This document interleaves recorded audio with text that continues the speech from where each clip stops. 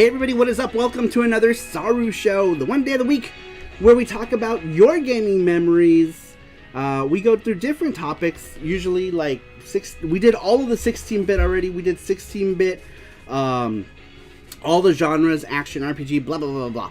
Today, before we jump on to 32-bit, we're doing your first video game memories. Oh, Matthew Roach already with the donation. He says, Gotcha-kun charm, please. Gotcha-kun is this little guy. Oops, wrong side. This little guy right here. This is Gotcha-kun. Gotcha-kun is our gachapon machine. And I'll show you here in a minute what he looks like. We got a follow. Thank you, Patrick, for the follow. But let me make him a little smaller there. And we'll put him right here. Boom, that is Gotcha-kun. All of you guys who are regulars here on the SARUSHOW know what Gotcha-kun looks like. That is our gachapon machine right here. And he's filled with stuff. We will be giving away something from in here tonight. What people are doing is they're pre-ordering the charm as charm sponsors. So basically what we do when we make the charm is we do a pre-order for the charm. And the people who donate can put their names on the package as well as on the page for the charm itself on sarumaru.com. No, she's going this way. It's opposite direction here. But here's what those charms look like. Okay. They're ice. Took them all in there. When we actually do make them, they go into cool packaging like these right here. Your name goes on the back like so. This is a Super Famicom. I did one that's a PC Engine. This is Engine-kun. I mean, all of you guys here, you're all the regular gang. Chris Tang is here. What is up? We've got a Neo Geo right here. And then this is what it looks like. It says here, special thanks to the following charm sponsors. And that's what happens when you donate $10 tonight. Your name goes on the package and on sarumaru.com. If you donate $20, you get your name on the package as well as the charm. Or you could simply just wait until we make the charm and you can buy it yourself on sarumaru.com. We've got all kinds of little console parody guys as well. There's a GameCube right there. And that's what they look like. And that's what we're doing tonight. Alright, now, before we get into the weekly question, are you okay? Everybody's screaming too loud. Oh, I thought No. I freaked you out. Let's go ahead and take a look and see who is in the chat. We've got Randrick is here. Sweet like sugar. Marox is here. Ando Gamer. Cerulean. Casamules. Chris Tang, Eris, Jeff O, and a Sasquatch, so wild. And Matthew Roach, we can't forget Matthew Roach, of course. He's like a big-time charm sponsor as well. As I'm Borderline. He's probably long asleep. We started later than I wanted to. I fell behind with a bunch of stuff. Because that's how it goes sometimes. I was drawing Gotcha-kun. I wasn't doing it particularly fast, but I think he came out really good. Considering he's got a bunch, he's filled with balls. Lots of balls. That is him right there. Gizmo is here. What is up, Gizmo? Welcome. GT Beakerman. I forgot GT Beakerman. And I think I got everybody. Sweet Like Sugar is the sweetest viewer, says Cassius. The sweetest. Alright, so last week we asked, how many did we get? Let's see here. We got 15, 16, 17, 18, 19 answers to last week's question, which is awesome. You guys can go ahead and join in on the fun every week by answering our weekly question. You also have the chance to win a prize. Jesse's going to go ahead and pop in the weekly question for next week, and we will read them here. Oh, there's more. Oh, more people answered. Yeah, that's what I was looking for. 3 more people. Alright, so we got 22. We got 22 answers this week to the weekly question. I figured this week we were going to get a lot because it's a pretty general question, right? Like, everyone's got a first gaming memory. It's not like our normal show. So, like, next week our question is, what is your favorite 32-bit action game? And we're going to be talking about 32-bit action games. PlayStation, Sega Saturn, 3DO, yada yada. Amiga CD32. Whatever you want to talk about, as long as it's a 32-bit action game. JT is here. Welcome, JT. But yeah, we fell behind because we were doing lots of stuff. But anyhow, we got 22 answers. Last week, we asked you guys, what was your first video gaming memory that you remember? Number 1 comes to us from Randrick. Randrick says, my memory is very simple. I was at a friend's house and his brother was playing something on a TV I had never heard or knew about the concept of video games before I saw this. I was 7 years old. He was playing Excitebike and I did not even ask to try it. I watched him play and was intrigued. And then when I got home, of course, I told that to my dad, and a few months later, I was now 8 years old, and after checking all of these games on the Sears Christmas catalog, I decided I wanted an NES. After asking so many times my dad to get me one day when he came to pick me up from school, he told me, let's go get that Nintendo you want so much. I was overjoyed. I could not contain myself, and that's how I started my journey into video games. 32 years later, I'm still liking games, old and new alike. It was like my first day. You might not want to do this. I'm sorry. What game should we... Tony the Greatest here says, yo, what's up, Sarumaru and crew? Just checking in and enjoying the show. Very cool. Thanks for stopping in, Tony. Much appreciated. Matthew Roach says Jaguar could be since it has two 32-bit processors. Yeah, technically the Jaguar is a 32-bit console with 2 separate 32-bit processors. So their slogan was always do the math. They did the math wrong. But yeah, it's basically a 32-bit console. So yeah, it totally fits. Gotcha-kun looks so good, says Sasquatch. Thank you, much appreciated. All right. Yeah, that's a good one. That's a really good one, actually. Number two comes to us from Jesse put Abby, maybe? Oh, no. He's not sure. Yeah, I'm not sure. He's not sure who it's from, but it says, I remember pulling out an Atari out from underneath the TV and playing Pong when I was really young, smiley face. We're not exactly sure who that one is from. But when you guys do your question, just put your username somewhere in there. Yeah, because the picture in the beginning, it looks like Abby, and it's the same state. Oh, really? Abby, so it's just a guess. Okay, so it could be Abby because it looks like it was her avatar. That's my eyeballs. We're listening to some Symphony of the Night right now because it's a good one. But we'll also do soundtrack requests as well. We're also doing Name That Tune. Jesse picked a bunch of them for today. And the winner of Name That Tune also gets a prize. So we got a couple prizes. Couple prizes on the way. $20 into the Gacha-kun goal.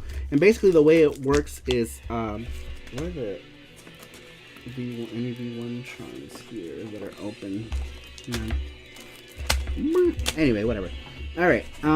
Next one comes to us from YTS. YTS said, back in my day, I remember playing the original Xbox at the time. I was playing some Halo 2 with some buddies of mine. It was a fun time, but darn Elite kept on killing me. That was fun times, man. Fun times indeed, says YTS. YTS, Yakap, he is our newest Saru crew member. But like I was saying, with this particular charm, the way it's going to work is if we hit a $100 goal, he will be made into one of these guys here with a strappy. It looks like this, and it's on an actual charm strap.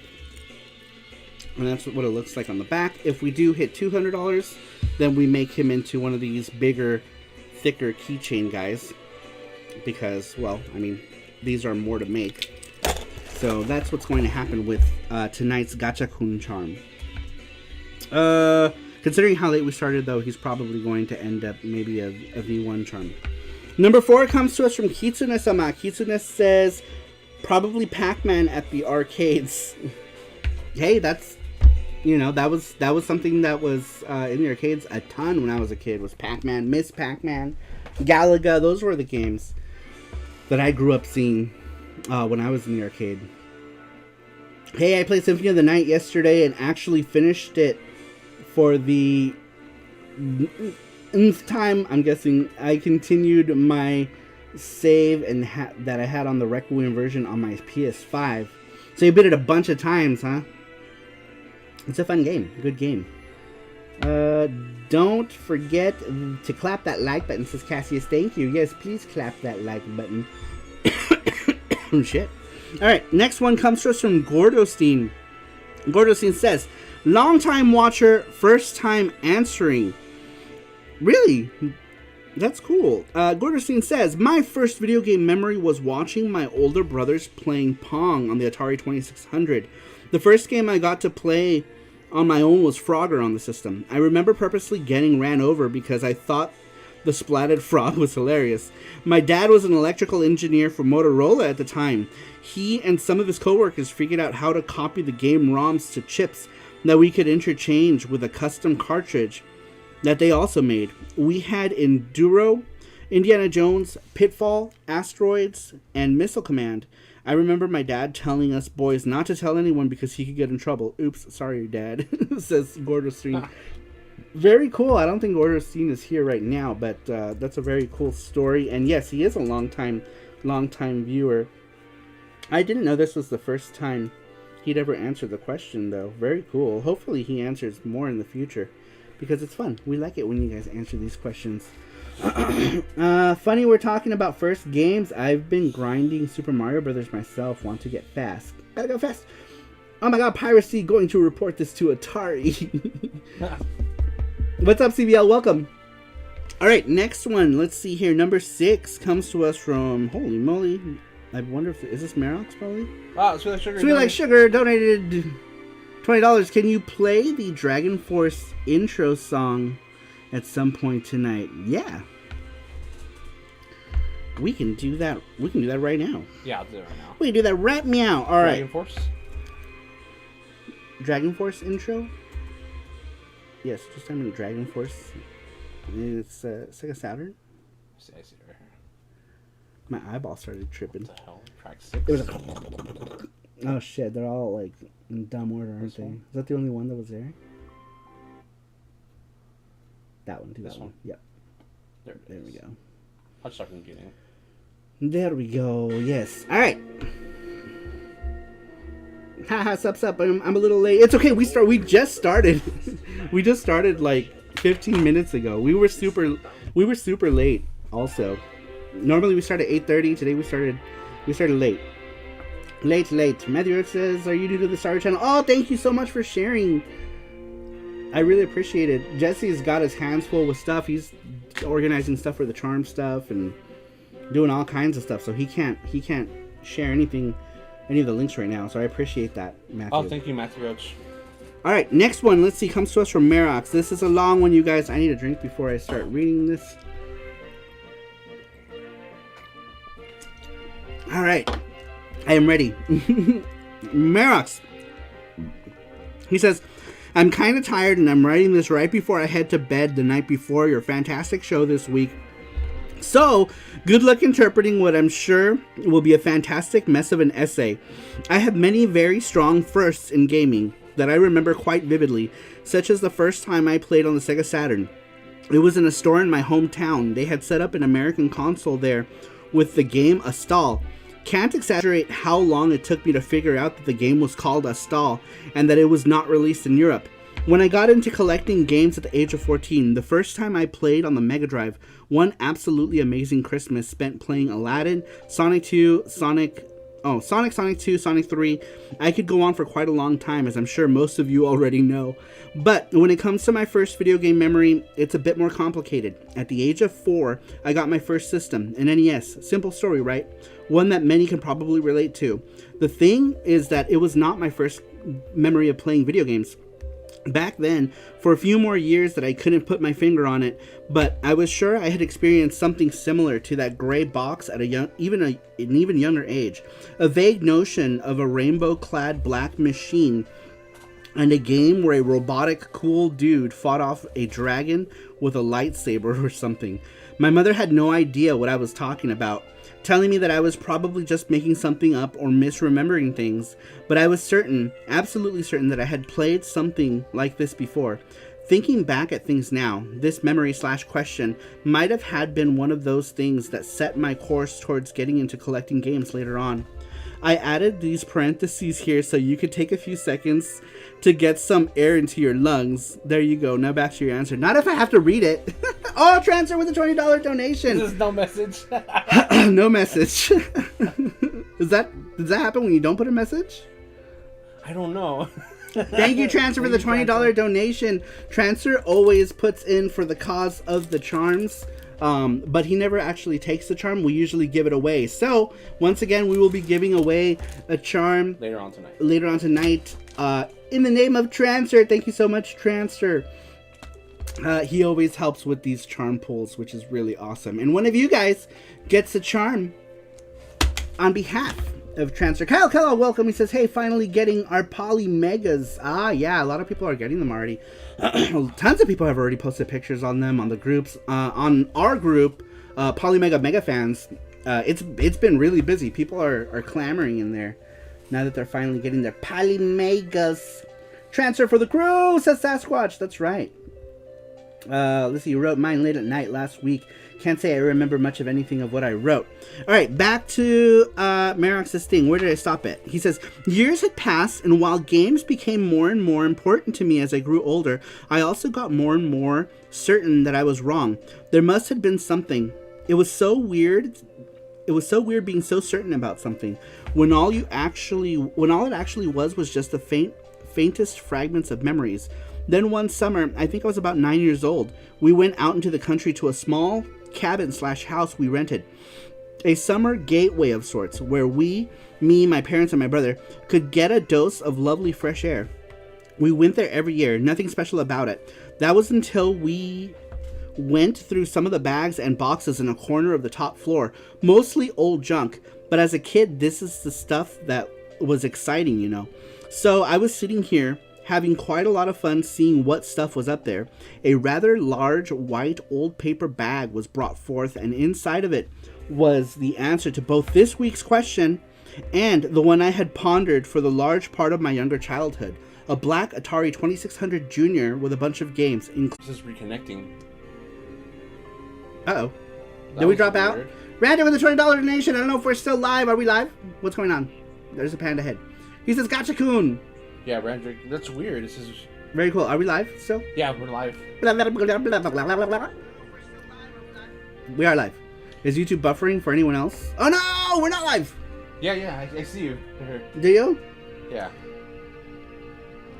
It's a titter. Oh, it's a littler choppy. You're back. I'm back.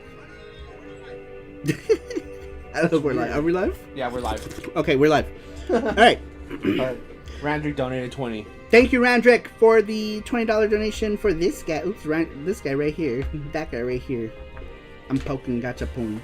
Gotcha-poon, a few hiccups, but you're still live. Very cool. DJ Watson says you're live. Welcome, DJ Watson. Thanks for stopping in. Baroque says, did my answer break the show? He said, oh no. All right, let me go back to the beginning of that portion, just in case it got cut off. He said, a black Atari 2600 Junior with a bunch of games, including Secret Quest, the game I had just barely managed to remember. It was about that moment more memories started coming back to me. Well, maybe not full memories, more like remembering a small meal, but not the actual food you ate. One of which I was remembering that I used to love the box art for was Crystal Castles. After finding a box copy amongst all things in the game bag, I still love that box art. We set that good old Atari up and on an old 14-inch television and had a blast playing these old games. Come to think of it, that might be my first retro gaming moment as well, seeing how the N64, PS1, etc. was already out at the time. Let's regard that as a bonus answer, says Mirox. For kid me, this was a great mystery that had gotten unraveled. Turns out that I should have just asked my father about this whole thing, as he pretty much knew everything about it. Apparently, he had bought these things for me and my brother for cheap when I was about 2 years old. Once it seemed as if we had gotten bored with them, he had stuffed them into that white paper bag for storage. Many years of trying to reach into my own mind, trying to find out what these echoes of the past were, but to no avail. 5 minutes talking to one of my parent, I had apparently forgotten to ask about this was, and the case was solved. Okay, I think I now understand what he means about writing this late at night. At the end there, he just kind of garbled words. I think, what were you trying to say there at the end? I'm not quite sure. Oh, we need power, by the way. This is dying. This is dying. What did they do to my Pinkie Pie? What? What are we talking about? Let's see here. Did people hear? Okay, nobody cares. Yeah. They did okay, but I'm feeling live action. Cowboy Bebop. Tired of normie Hollywood disregarding my precious weeb craps as CBL. Oh man, I still no judgment for me. I'm not gonna judge Cowboy Bebop just yet, only because I don't know what kind of show we're going to get. So hopefully it's good. I don't know what's going on with Ed. Is there going to be an Ed in the show, or are they just going to like cut him out because they didn't exactly know what to do with Ed or how to portray Ed, and maybe they thought it was gonna be like one of those touchy subjects and people would be on fire if they misportrayed the character. I don't know. We're talking ponies and cowboys. All right, number 7 comes to us from Cybergirl, which is actually a relief in a case right after reading Marhox's long essay, which he said, did you say this one was not going to be too long? Number 7, Cybergirl says, getting my NES in 1988 after spending 4 weeks at sleepaway camp for the first time. Very cool. That was a short, but good answer. Good answer. Yeah, I liked that. Short little story. Good evening, Sarupro. What is up, Brandon Wallace? Welcome to the chat. Let's see. I don't know what we're talking about. The chat's talking about ponies. All right, number 8. Oh no, number 8. Sorry, number 8 doesn't have a name. Number 8 says, my uncle used to work in a drumstick when I was real young. It was a chicken place and they had a Miss Pac-Man arcade there. I would play it every time my mom would visit him. I would get $1 in quarters, and when that was all spent, I would use the rest of the time trying to find a way to get a free play, lol, says this person. That's awesome. Those are like my fondest memories is playing arcades as a kid at random places. You know, like Pizza Hut. You know, Pizza Hut always had like arcade machines or whatever. Or the laundromat. The laundromat was a big one for me. Yeah. Big one. Let's see here. Everyone's saying hi to Brandon. All right. Next one comes to us from Cerulean. Cerulean says, my very first gaming memory is when I went to the city's pond house as a kid. It also had an ice cream parlor at the time. I must have been about 4 or 5 years old.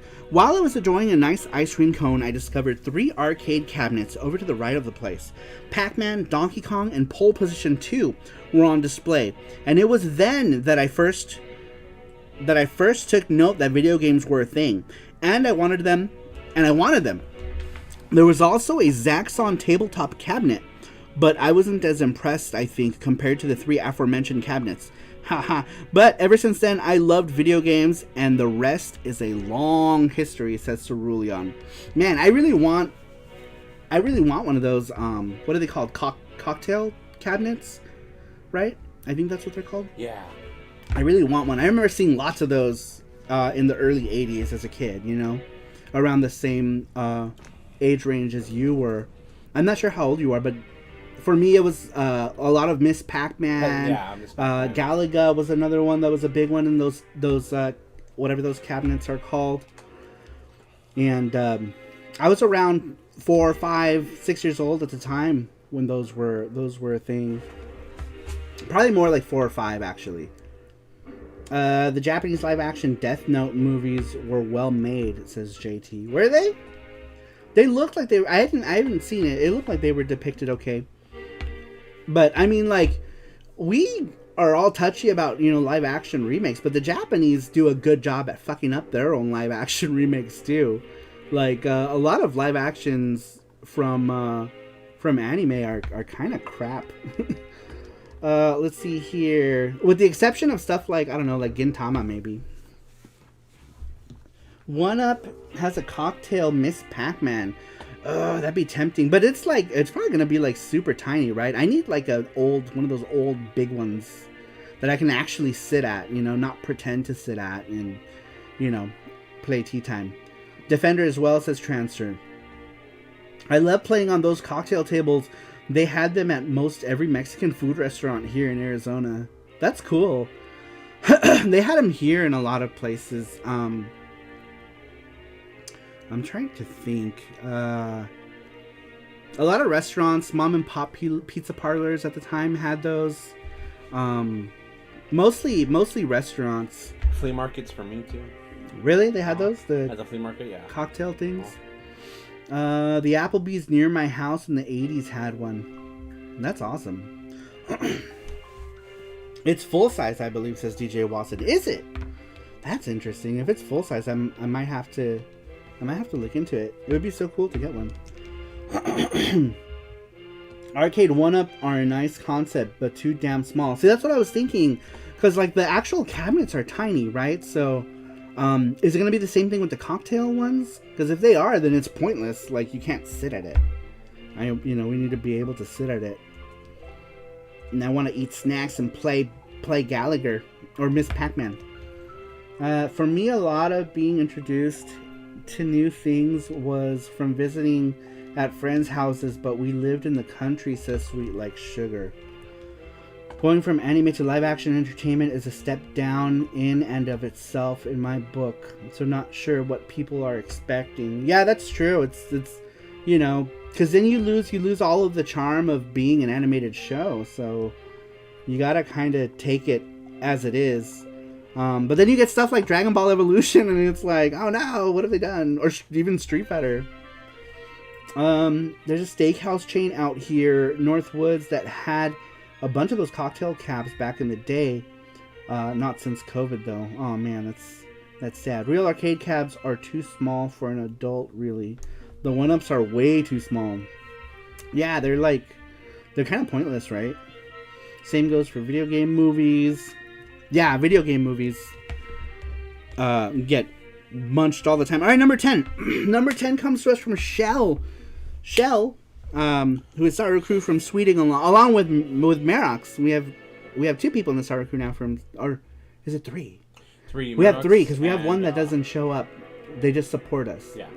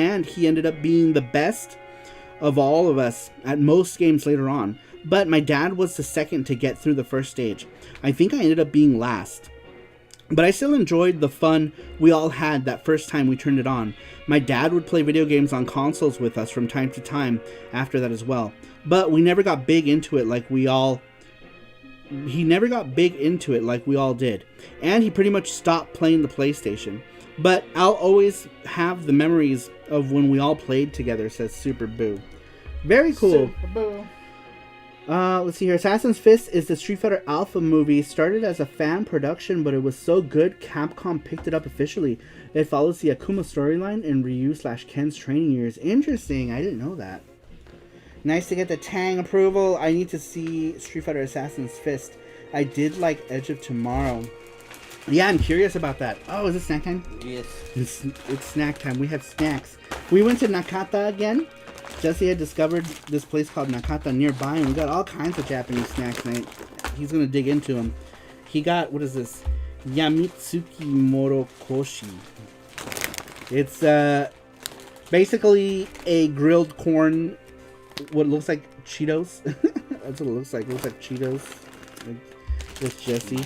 Jesse got also a cream pan, which is a bread filled with cream. This is also Jesse's. This one's mine. I think this is the one thing I got, right? No, this is mine. I got Jagariko Umami Seaweed. It's gonna be umami. And then Jesse got these ones here. He really likes the sukiyaki ones. That was mine. You ate mine last night. I did. I ate them. I was like, they're good. I was like, time for my snacks. Oh. And I picked up the bag, and it was empty. And I'm like, what the fuck? That's so funny. Cream bun. Yeah, it's like a cream bun. Creamed buns. All right, and then these are custard filled taiyaki, which is like a waffle. It's like a waffle fish. Waffle fish cream. Transfer. Yes, we do. Cream stuffed waffle So fish. we need to record your next snack run. I think we should do it next week. In the morning. We should go in the morning. When I don't think there's a lot of people there in the morning. Because we went Sunday. We were alone for a while, right? Yeah. Was it Sunday in the morning that we went? Yeah, it was like 11 o'clock in the morning. We should do that. Yeah. We should do a video on Nakata. Because we've been going a lot so we live in Henderson, right? Henderson is like way west in Las Vegas. And all of the Asian stuff is way east. We're way east in Las Vegas. Or Henderson, rather. Not Las Vegas. Henderson, it's its own city. And then way west is where Chinatown and then all the Asian, Korean, Japanese, all of the Asian stuff is all far west. So we rarely ever go, maybe once a month because, I don't want to make the drive. It's like, 10 miles away from here. So, but traffic is always really gross on the freeway there on the 95. It's always really, really gross, regardless of which freeway you take, 95 or the 215, it's disgusting. So we never go. But now this Nakata opened up nearby, and we get to buy stuff. These here, what does this say? Funwariyaki Shitori Yawaraka.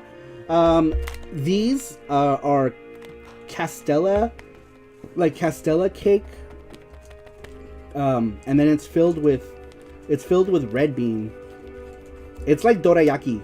Dorayaki is like a grilled bread, but instead of them grilling it on the flat pan like traditionally is done, it's done on the Castella iron. It's like the cast iron thing. Japan loves these Castella cakes, so we got that. I want to try one of those. What should we do first? I love red beans, says Matthew Roach. I don't know. What should we try? We still have like 10 more things to read too, so we're gonna be here a while. Oh, okay. Let's have you guys. We're gonna try one of these cake things right now. Which one should we try? Waffle fish or Castella red bean thing? You guys choose. 1 for waffle fish, 2 for Castella cake. That makes it easier. Chris nailed it. Get Beanie Boys. New Asian store visit video. Yeah, we should. We're gonna make a video for sure. Fish. Everyone says fish. What did I say? 1 for fish. 12. 1. All right. Hold on. 1 fish, 2 fish. All right. I guess we're gonna try the fish then. We're gonna do the fish. We're gonna open up the fish. Fishy fish. And we're gonna see what it's like. If I can open this thing. Eventually, we will get. we will eat some fish at some point in time. Son of a bitch. Why can't I get this open? Why? Here, open this for me. I can't. I'm too weak. Jesse just stab it open. Stabbed it open. Alright, here we go. Right? It's like freaking... Oh, they're soft. Wow, they're like... Ooh, they're like super... Show them. Here, grab it. I'll give you yours. Here they are. He's like... Blah, blurb, blurb, blurb, blurb. They're really, really soft. This is beautiful. Oh no, I'm dropping cake everywhere. All right. I bit his face clean off. Oh man. I bit his ass. Both together at the same time. That is no cake. That is Darius. That's right. Now he's missing his face. Boss incoming. Oh man. Wow. That is so soft. It tastes good. It tastes like... Yeah, they're taiyaki. They're the custard taiyaki. They had red bean too, but I love custard. I love red bean too. I just didn't want to get 2 red bean things, and I really wanted to try this, so we figured we got custard in the other one. Okay. Darius Ring! When I was a kid, I used to say Darius. Because I didn't know any better. And then when I could read katakana, I was like, oh, Darius. Okay. Darius is the name, right? Darius is... I actually knew 2 Dariuses in my life. And it's spelled the same way. Darius and Darius. But I had a couple friends who were named Darius. I used to work with a person called Darius. I did too. I worked with Darius in the photo lab at Walmart. I had a coworker. Mine was the kitchen, the grocery aisle. The Walmart? Darius, yeah. Really? Uh-huh. How funny.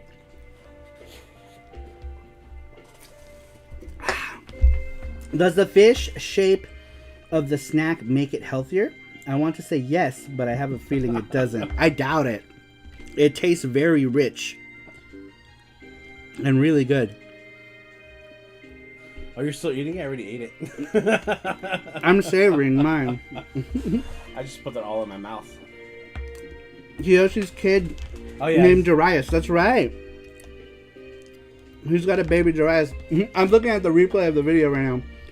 What are we doing here? Dancing fish. Oh! Mackenzie! Sorry. I'm stuffing my face. He says, Sarupro! Hey, Sarupro, wanted to say a quick hello while at work and make sure everyone is doing well. I hope Panda isn't eating all your snacks, Saru lol. No, it's the other way around. But you ate mine. Yeah, I only ate one. Oh no, I ate 2 of your things because I ate all the umaibo rings them all. too. He got umaibo rings and I ate them all. And then I ate all of his sukiyaki sticks. But normally it's the other way around. Normally it's Jesse who's eating my snacks. I guess when it comes to like... You don't eat your snacks. Because I don't eat... Because usually you'll eat all my American snacks, right? Because they're usually too sweet for me. Or I'll eat like a little bit and then get like sugar overload or salt overload. And so Jesse will eat them. But with the Asian snacks, they're so like mildly sweet compared to American snacks that I eat more of it. And like Kirby. Yeah, and it's the same thing with the like their savory snacks. Their savory snacks aren't super salty, so I eat more of them. So I ended up eating his Asian snacks. What's up? Jin-chan is here. He says, "What's up, you lovely dude? Thank you for stopping in, Jin-chan. It's nice seeing you again in here. I know you've been super busy with work and stuff, right? Good to see you, buddy." Cassie says, "Seem to be more savory." What does? Our snacks? Snacky snacks. Snacky snack. Randrick says, actually, I read an interview with the creators of Darius, and they used fish as enemies just because it had never been done before, and the market was flooded with shooter in the early 90s. That's awesome. That's funny. What was the thing? The tuna sashimi? I've always wanted to try tuna sashimi. Or something like that. I think that's the quote Tiat says. Mark down with $20. He says, "Gotta catch 'em all." Very cool. Gotcha, catch 'em all. Gotcha, catch 'em all. I didn't even read that right. Gotcha, catch 'em all. Gotcha, catch 'em all. Japanese snacks in general. Do you think they're more savory? Maybe they could be, maybe in a different way. I think maybe what it is about Asian snacks that I like so much is that they probably use MSG. I don't know if they do, but they always taste addicting, so I eat more of them. But when it comes to like our snacks, I don't eat as much. When I mean our snacks, like stuff that we produce here in North America, usually like the sweet stuff is too sweet. Like anything that's like a cake or something like that, I always have to eat it with milk. I can't eat it by itself. But a lot of Japanese cakes, I can eat by themselves. I don't have to water it down with milk or something like that. Ring Fit, he says, glad to see you guys are doing well. Done in 1 hour. Very cool. We will be here. We will be here when you are done with the work. I know last night you jumped in right as we were ending our stream. Ding, ding. Nice. Who did someone request this? JT did. I love this. This track is so good. This is the best track in this whole thing. So this is why I like the Neo Geo CD version of this so much. Milk plus Krispy Kreme donuts equals heaven. Yeah, I have to have milk with donuts, but I like it. I like drinking milk with my sweets, with my sweet buns. Matthew Roach said, I heard Japanese bread is so sweet. I don't know. What do you think? Do you think it's sweet bread? I don't think. Oh, you mean like regular bread? Like white bread and stuff? Sometimes, yeah. Sometimes it's sweet. Like the sandwich bread? That's true, actually. Yeah. A lot of like the bread used for sandwiches is sweet. Melon Pan is so good, Mandrake. Oh my god. There's this place remember in Osaka? We got the melon pan. You got it. I got it. And I had because I could never finish something like that by myself, right? So I always take bites. It was huge because it was like this huge melon pan, right? And for those who don't know, melon pan is just, it doesn't really taste like melon. It's just called melon pan because the imprint on the bread is shaped like a melon, but there's no. It's like a traditional sweet bread that Japan has made. It originated in Asakusa in like the early 1900s in Tokyo, and there's a place in Osaka where they cut the melon pan and they stuff it with ice cream, and it is so freaking good because it's like fresh melon pan, and I don't know how they do it, but it's like fresh, and they stuff it with ice cream, and the ice cream starts to just slightly melt, right? Like a little bit. Unless you eat it in summer, it probably melts all to shit. Because we ate that in November. Yeah. So good. So freaking good. Oh.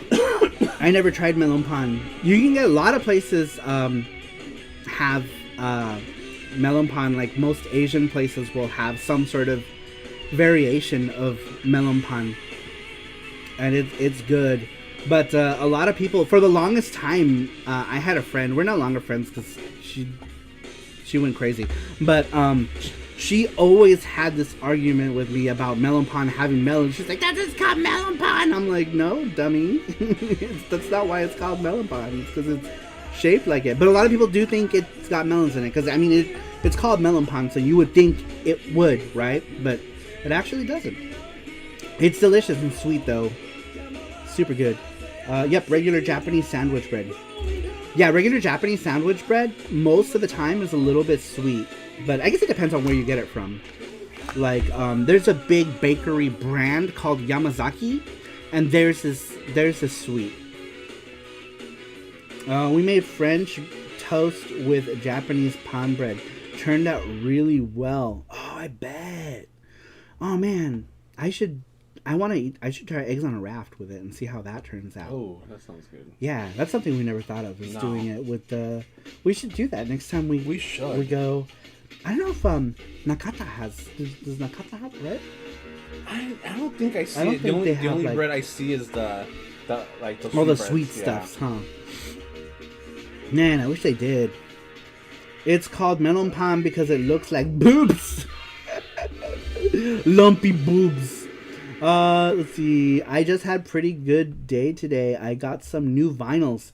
Had Coco Ichibanya and just hung out with good peeps. Man, cocoa curry is good. My first time having cocoa curry was in California too, and then I had it in Japan, and it's like lots of choices. But I actually in Japan there's a chain that I really like called Johto curry, which is like, what would Johto translate to? Something like really good. I don't know, but it's super good. Super good. Oh, Face is here. Welcome, Face. What's up, Nick? Randrick says, we had breakfast at Tully's Coffee in Kyoto, and the toasts were super thick. Oh, yeah, they do the thick toast, or you could get like the butter honey toast too that you eat with coffee. Really yummy. Oh, I passed by that joint when I was in Japan last time. Johto curry is really, really good. There's a few in Osaka. I don't know if they have them anywhere else, but I only ever saw them in Osaka. Really, really good. Super good. Everyone is saying hi to a face. Yep. So, oh yeah, you did V2. V2. Yeah. That's smart. Actually, that's a good way to keep track. Because then people know, hey, it's been funded at least, you know, for V1 charm. Good going. Initiative. Well, now I miss Japan again. I know! It'll be 2 years in November. We had been going every year, sometimes twice a year. And, man, I'm super sad now. Sorry, my boob itches. Hello, everyone! Sorry, says Face. All right, number 13 comes to us from Mackenzie. He just peeped in here. Let me get a drink. I'll grab a drink first before we move on. I've never been. You know, I always see those Tully's Coffee, Randrick. I've never been to one of those Tully's Coffee things in Japan. In Japan? Yes. When? With Rachel. Oh, really? Yeah. Was I asleep? No, you were. I forgot where you went. You went with someone with County, and me and Rachel went somewhere, and we got something from Tully's. Oh, did you? Yeah. Very cool. Yeah, I never had it. How was it? Did you like it? It was good. Yeah. What did you have? I had it was milk tea. I didn't have coffee. I had milk tea. I thought we still have our milk tea. I have a milk tea, and you have an apple drink downstairs still. Maybe we'll get to that. Remember, you have the apple, Japanese apple thing. Open that shit. Open that shit. This one I want to open. You want to give it a stab? Man, why? Oh, there we go. I got it. Give it a stab. Stabby. Give it a stab. Boba! Says Nick. Boba. Brandon says, now I really miss Japan again. I miss Japan now. Thanks, guys. I get Tully's K-Cups coffee. That's decent.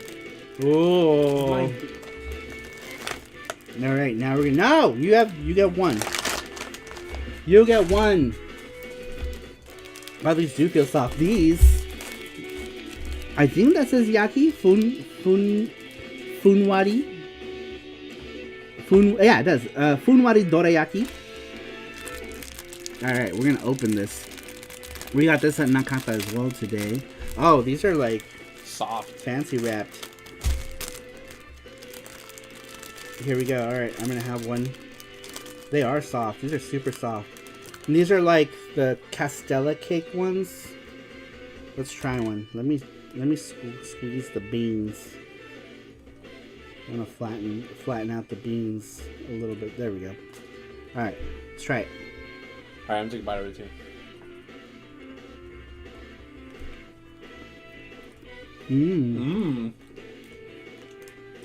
That's really good. That is really good. Wow. Yeah, that cake is super good. Nice. I've always been curious how those K-Cups taste. You guys have Daiso in Las Vegas? I've been to a couple in Seattle and New York. We don't. I wish we had Daiso here. That would be bad for the Nakatas, though, if Daiso came here, because they have everything there. And yeah, sadly we don't have Daiso here. I wonder why. Daiso here would be awesome, but yeah, we don't have them. So whenever we go to LA, that's when we get to go to Daiso. I want to try octopus food in Japan, like takoyaki. Takoyaki is like the most common, I think, like octopus street food that you can get. Takoyaki's so good. Yeah, especially in Osaka, the takoyaki, almost anywhere you get takoyaki in Osaka, it's good, cause like it's their thing. Oh no, I think I got like grease from the cake on my shirt from when I was scratching. Oh no. I got the taiyaki grease or butter or whatever. Daiso is outside of Japan now. Oh yeah, California has had Daisos for forever. Yeah, for a long time. That San Gabriel one had been there for a long time. So yeah, there's been Daisos. Maybe like 6 or 7 years ago, one opened up in Little Tokyo as well. Which is funny that it took so long to get a Daiso in Little Tokyo. I think that would have been like the first place they would have opened a Daiso over there. But nope, it was some San Gabriel one had been there for a long time. But yeah, Daisos are cool. Book Off and now Daiso. Book Off we'd had in LA for years. There had been Book Off there. Ever since I was in my teens, there was whatchamacallit, Book Off. I want Daiso in Arizona, but nothing. Oh. I know. I wish we had Daiso here. I wonder. Yeah. I think it's gonna happen at some point because we're getting. Gonna happen. We're getting everything here. So, at some point, I think we're gonna get a Daiso. But even if we don't have Daiso, we have a lot of Asian shopping here. We have 3 Nakatas now. We have that Japan Creek or River of Japan, whatever that place is called. Creek River. That was the only one that was on our side of town. Yeah. Kind of, but that one's super expensive. And it's small. It was really small, and like, because even Nakata is expensive, right? For because they have to import it. The markup is crazy, but like at this Japan River, what was it? It's Japan Creek, isn't it? Japan Creek, yeah. Japan Creek was really expensive and super small. SJ is here. He says Daiso is very common in Singapore. That's awesome. That is cool. Chris Tang says in AZ we have Cutie, which is basically Daiso but an AZ. Lol. And they officially carry Daiso stock. Selection is not as good, but it's something. I wonder if there's something like that in NV. I don't know, because we recently discovered this Nakata that's close to us, and it had been open for a year already. We just discovered it. Let's see. There you go, Undo Gamer. Go to Cutie. Go to Cutie. Go to Cutie. Daiso in Japan is amazing. They have everything, and it's super cheap. Yeah, dude, and they're everywhere. But there's so many other chains in Japan too, like the Hyaku-en shop, 100 yen shops. There's lots of them. Shit, what are the other ones? There's another really big Hyaku-en shop chain, and I can't remember what it was called. But there are a few. There are a few different chains in Japan that are 100 yen. All right, let's get to Mackenzie's here. Mackenzie, he said, sorry for the long story. It's not that long. He says, the first time I played a game was Lego Racers for Windows 95 at my grandparents' house on my uncle's computer when I was really young. At the time, I thought it was the best thing in the world, and to be honest, I didn't know it was a Mario Kart cash grab, lol. After that, I remember going to a friend's house who had an N64. I remember he booted up Ocarina of Time, and I remember just running around the fields of Hyrule, finding the skeletons in the field when night came in the game. Ooh, sorry. That was the only thing I did. And I just thought that was just the game. After playing Ocarina, I remember begging my parents for an N64 with Ocarina for Christmas. That's all I wanted. Like most parents, I was told maybe for my birthday. Birthday came, no Ocarina, no N64. Saru says, thank God, lol. I was disappointed, but you know life. He says, I would go back to my friend's house and we would play a bunch of games on his N64. Strangely, not a single Mario game, so I hardly knew about Mario. Christmas came, no N64 and no Ocarina. The following year came, and on spring break, the same friend invited me to his house. I remember being confused. The N64 was gone. I remember being sad and confused. I asked him where the N64 was. He told me him and his older brother, who was in high school at the time, traded it off and all of their games and got a PS2, and how awesome it was. He put in Gran Turismo 3. Oh my god, what a game. The cars looked so realistic. The tracks looked real. The controller vibrated when I was on the dirt, and it felt comfortable to hold. Goodbye, N64. Hello, PS2. Told my parents all about it going home after they picked me up. I was once again told maybe I will get a PS2 for my birthday. Well, that day came and nothing. I wouldn't have to wait much longer though. That Christmas in 2001, I got a GameCube with 3 games: Luigi's Mansion, Star Wars Rogue Squadron 2, and NHL Blitz 2002. Once again, I was mind blown by the graphics, and new memories were formed that Christmas.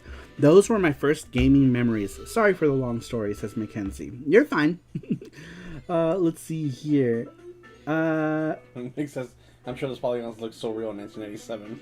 Right? Yeah, dude. Like, back when polygons, maybe not for the PS1 era, but like once PS2 came along, Dreamcast, right? When Dreamcast came to be, the first time, you saw Soul Calibur, or the first time I saw Soul Calibur, I was like, this is the future. The future of gaming is here. It was amazing, because it looked better than the arcade.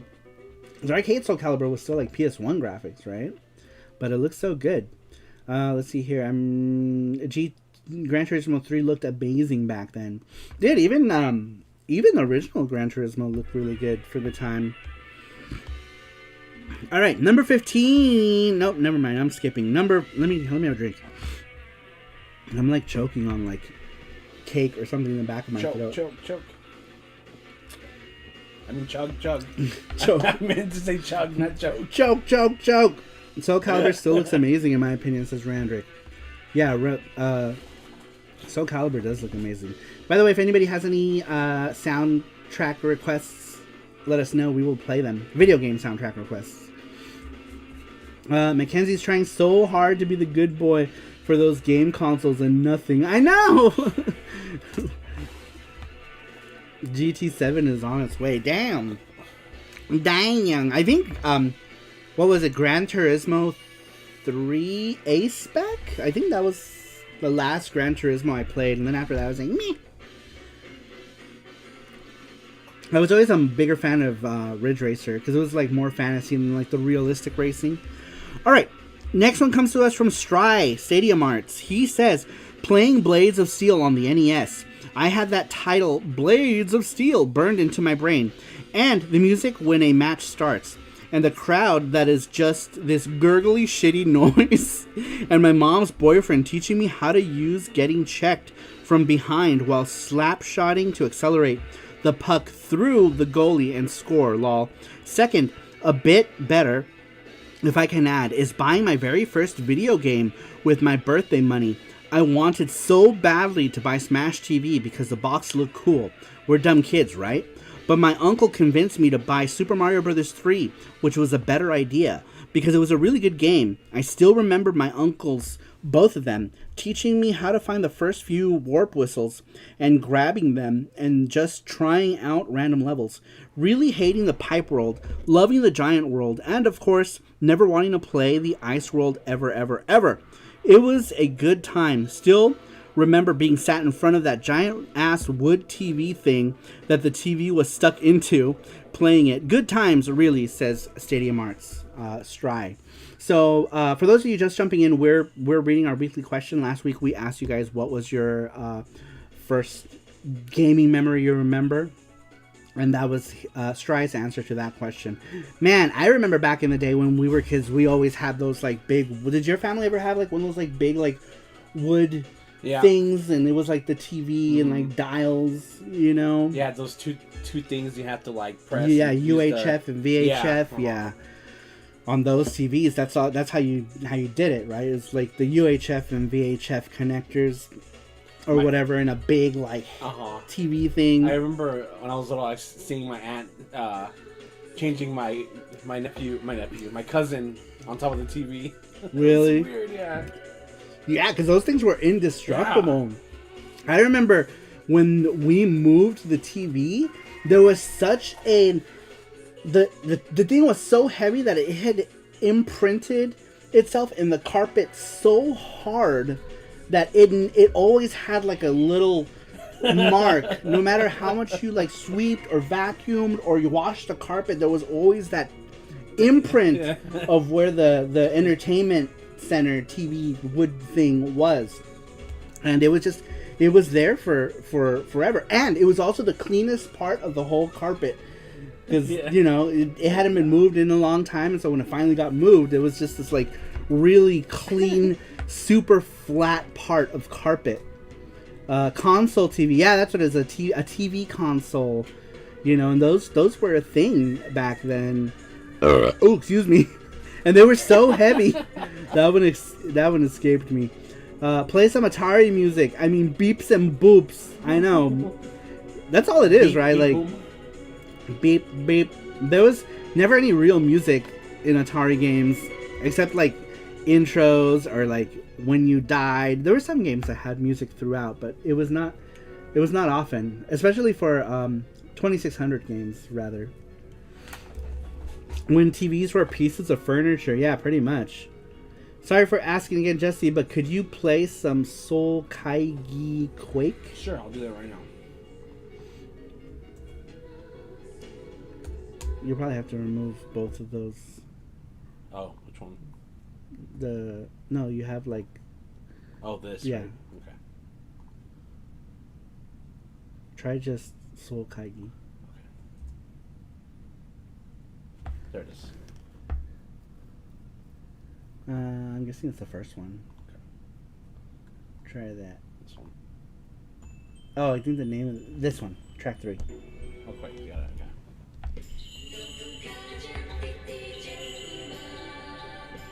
What is this game?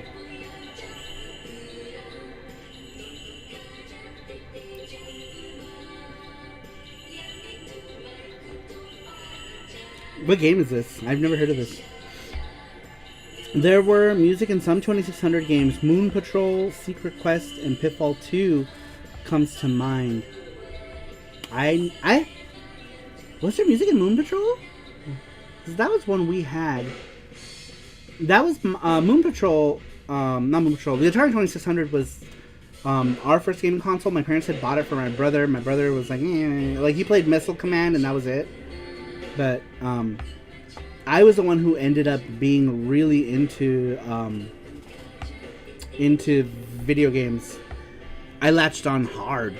Me too. My brother was the one who introduced me to games. Oh yeah? He was the one who played Zelda, and I was like, this is so much fun. The difference is that your brother still enjoyed games. Yeah. My brother didn't. I mean, he just never got into it. It wasn't his thing. But I was super into it. There were music in some 20s. Oh, never mind. I read that already. All right. That was funny. I liked in Stry's answer where he says that, and the crowd that is just this gurgly, shitty noise. Because it was like a bunch of like really bad sounds put together to make it sound like a crowd. But I remember Blades of Steel. I never really liked hockey games, but it was big. A lot of friends played it. Oh, excuse me. Moon Patrol had music, says GT Beakerman. Man, I don't remember shit from the 2600 anymore. I remember how shitty E.T. was. I remember I really liked a game called Beanie Bopper. I remember the death music in Pitfall all the time because it would happen a lot. What are you doing? Do you guys remember the death music in Pitfall? It was like...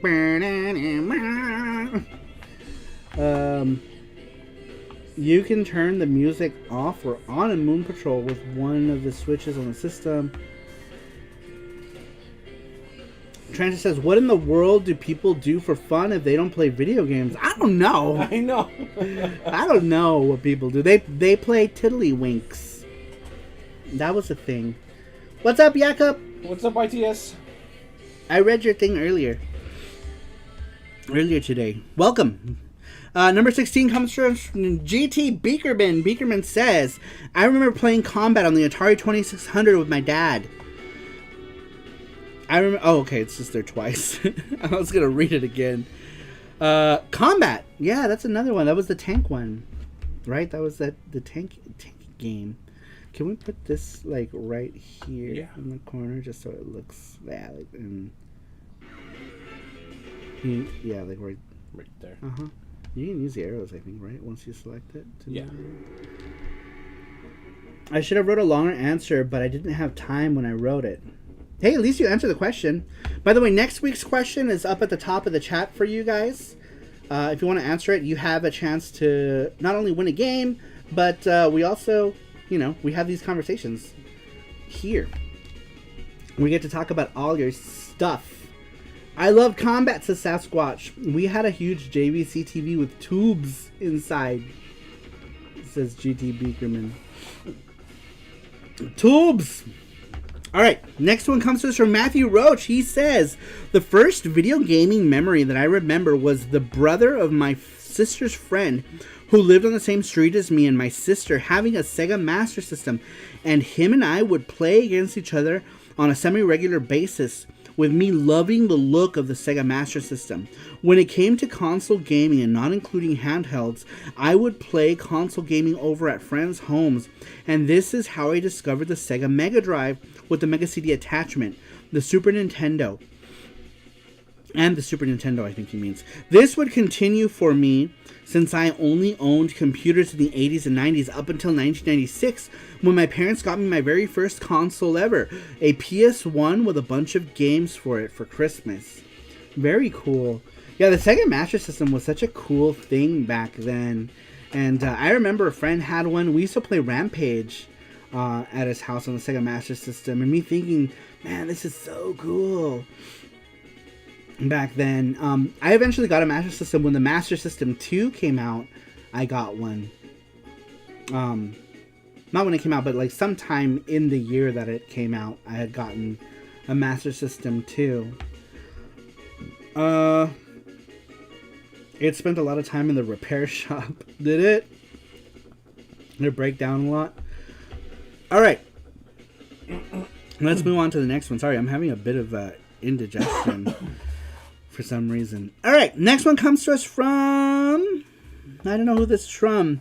Number 18 says, I don't actually remember my first time seeing a game. When I was born, we had an arcade and a pinball machine in the house.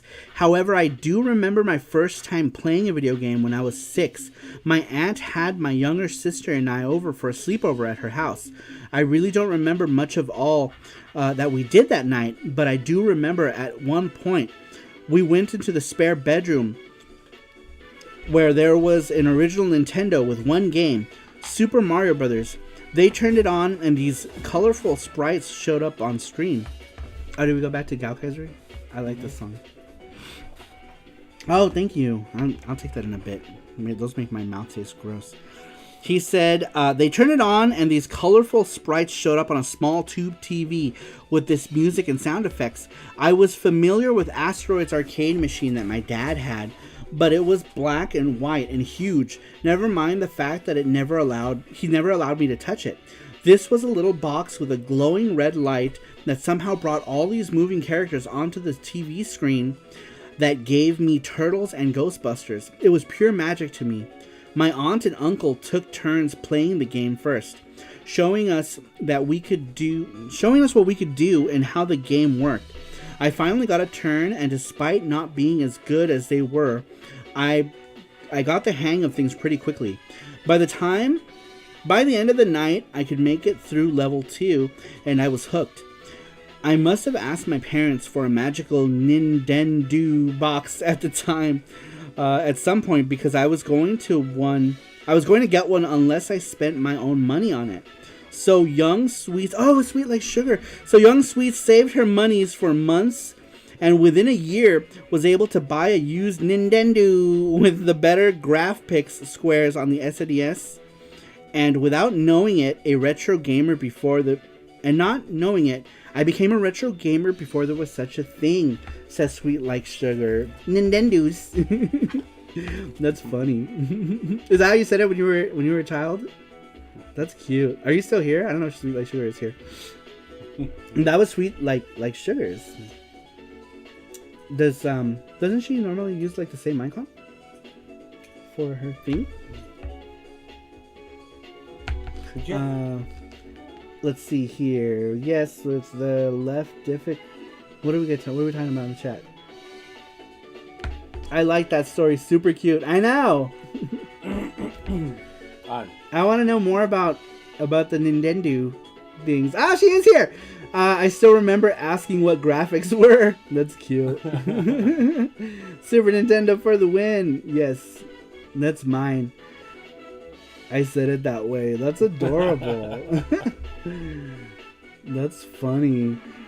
That was so adorable. I know. How old were you at this time? What did it say here? Did you say how old you were at this time? I assume you were really young, right? Graphics squares on the SNES. Is that how you said graphics too? That's funny. I liked that story. All right, next one comes to us from JT. Oh, what are we doing after the question today? Name that tune. Name that tune. Okay. So I guess we'll see And then how we're long gonna do everything. Gachapon giveaway. Yeah. We already reached this, so I'm gonna do the green link for the charm. Oh yeah, we gotta do Yeah. transfer. Donate $20. I'm pretty sure I was 6-ish. How funny. Nintendo.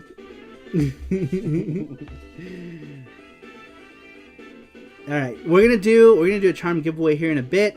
Jesse's gonna drop a link, and then later on after the questions, we'll announce who won the game, and then we'll do the charm giveaway as well. And then the winner of Name That Tune does the Gachapon. Gachapon gets to do Gachapon. That was so adorable story, says Matthew. Alright, next one comes to us from JT. JT says, my first gaming memory. By the way, guys, if you're just hopping in, you guys can answer next week's question by clicking on the link above, and we will read them here next Saturday. I do see some people popping in. Go ahead and click on that. You have a chance to win a free retro video game from our video game box, or a gift card if you're international, because shipping is crazy. We just give you guys gift cards to something. I had no clue about any of it, but I learned, says Sweet Like Sugar. That's cute. I like that story. Alright, next one comes to us from JT. JT says, my first gaming memory that I remember would probably be the Mario Brothers trilogy on the classic Nintendo console. I didn't own one myself because I was too young to purchase it, but luckily my older cousin did. One day he brought a rental copy of Mario Bros. 3. I saw my cousin play this game and I already was fascinated with the gameplay, the colorful stages, and the great music. Then after he passed me the controller and I played for a few hours, I loved it to death. I knew it might come as a surprise, but this is my favorite game of all time. Before Mega Man, there was Mario Bros. 3. This game represents the foundation of my love for gaming. It was also the introduction of blowing into cartridges, lol, says JT. This game is excellent and enjoyable from start to finish. I'm glad it was my first experience as a gamer. An animated television series based on the game, The Adventure of Super Mario Bros. 3, was released shortly after the game was released, and as a kid, you couldn't ask for more. It was an amazing era, says JT. Very cool. And JT stated that because JT is a big Mega Man fan. Like, I think Mega Man is his favorite. It's your favorite franchise, right? I want to say. But that's cool. Yeah, apparently that's. Did you say that was your favorite gaming memory? You said before Mega Man 3. This game is excellent. I remember the Super Mario Brothers cartoon. They also did one for Super Mario World too, right? Yeah, it was my favorite one. The Super Mario World one? Did you watch it? I watched all of them. Oh, so good. Back then, because, you know, when you were a kid, it was all about, you know, Nintendo and the horrible Nintendo cereal that I bought so much of, and it was terrible. The Ninja Turtles cereal, so good. Yeah. That cereal. Did it taste like Kix, but with marshmallows, kind of? Yeah, I don't know how to explain it, but it was so good. I think I remember it.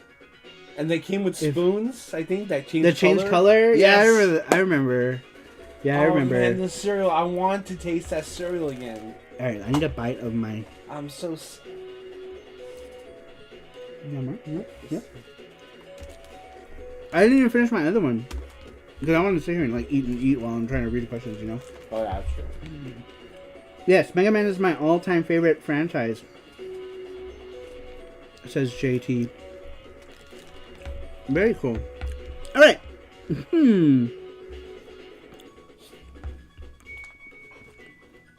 By the way, guys, if anyone has any music gaming requests, you can request them. Number 20. Number 20. Who is number 20? Me. I guess we'll figure it out. Me. We'll figure it out, hopefully, when we go through it. Number 20 says, I don't actually remember my first time seeing a game. When I was born, we had an arcade and a pinball machine in the house. However, oh, did we? I already read this one. This was Sweet Like Sugar. Right? Did we get her in here twice? Oh, I might have. Yeah, that was Sweet Like Sugar. Okay. And then we got JT in here again. Ah, here we go. Sorry about Okay, that. that's okay. All right, so this one, we got two more, I think. Yeah, no. Oh, no, we got quite a few. All right, yeah, we got JT's and Sweets in here twice. That reminds me, actually, before I move forward, going back to Sweet Like Sugar, said they had an arcade machine and a pinball machine in the house. That's pretty freaking crazy. What was the pinball machine in your house? Do you remember? I'm just curious. I know Asteroids was like one of those like weird like graph games, right? There was just like black and white. My uncle had a Vectrex and it was like those kind of graphics. Darius 2 Arcade OST. I don't think there's one here for that. Just play that one. Yeah, play this one.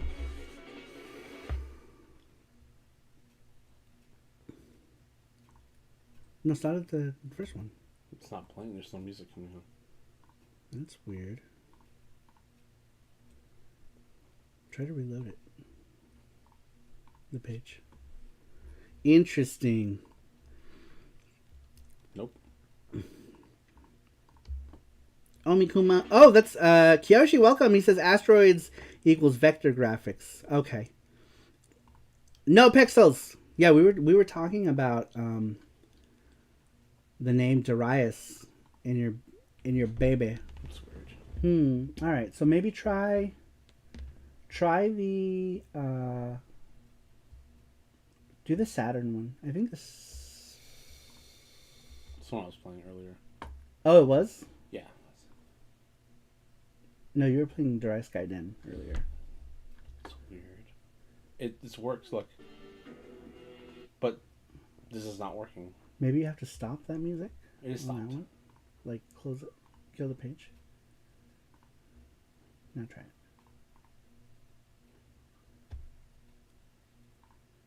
That's weird. Just pick another random soundtrack and see if it plays. Yeah. Maybe our computer's flipping out. Computer's flippant.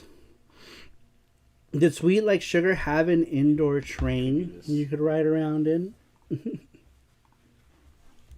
page. Darius sadly does not like Darius video games yet. See. That's weird. Try one of the other Darius games. See if it played. I know Darius Gaiden worked, right? I wonder why. I don't know. Maybe try Super Darius. PC Engine? Try it. Huh. That's weird. Go back. Go to. In my opinion, that's the best Darius 2 soundtrack. No, try the original soundtrack again. This one? Oh, this Darius 2. this one. GSM Title 4? What is that? Is that the one you tried to play? Yeah. That one didn't work? Mm-mm. Yeah, that works. I hear something. Oh, this is like a weird... This isn't the arcade one. I don't think it's on here. Okay. I don't think it's on this page. So we're playing everything off of the video game music from KH Insider. We don't want to do anything from YouTube because we did that last time and something... We did like Ads. some ads and...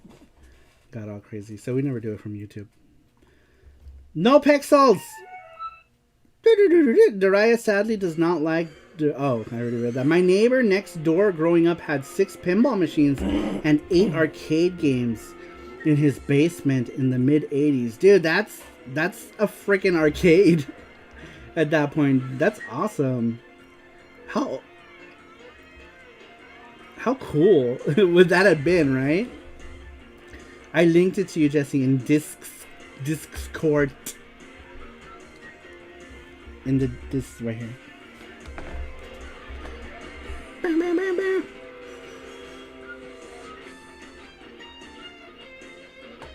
Oh, okay. Oh, okay. It was that one. It was that one, yeah. Yeah.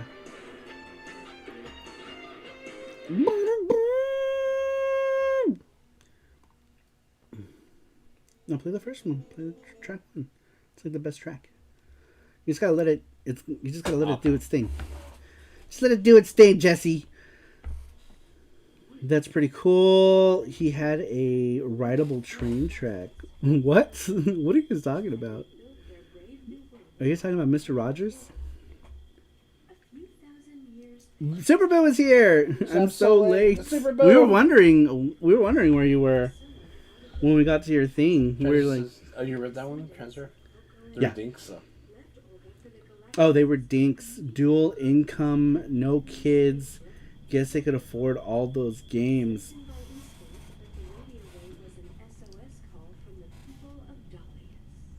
Dalius. Dalius twin.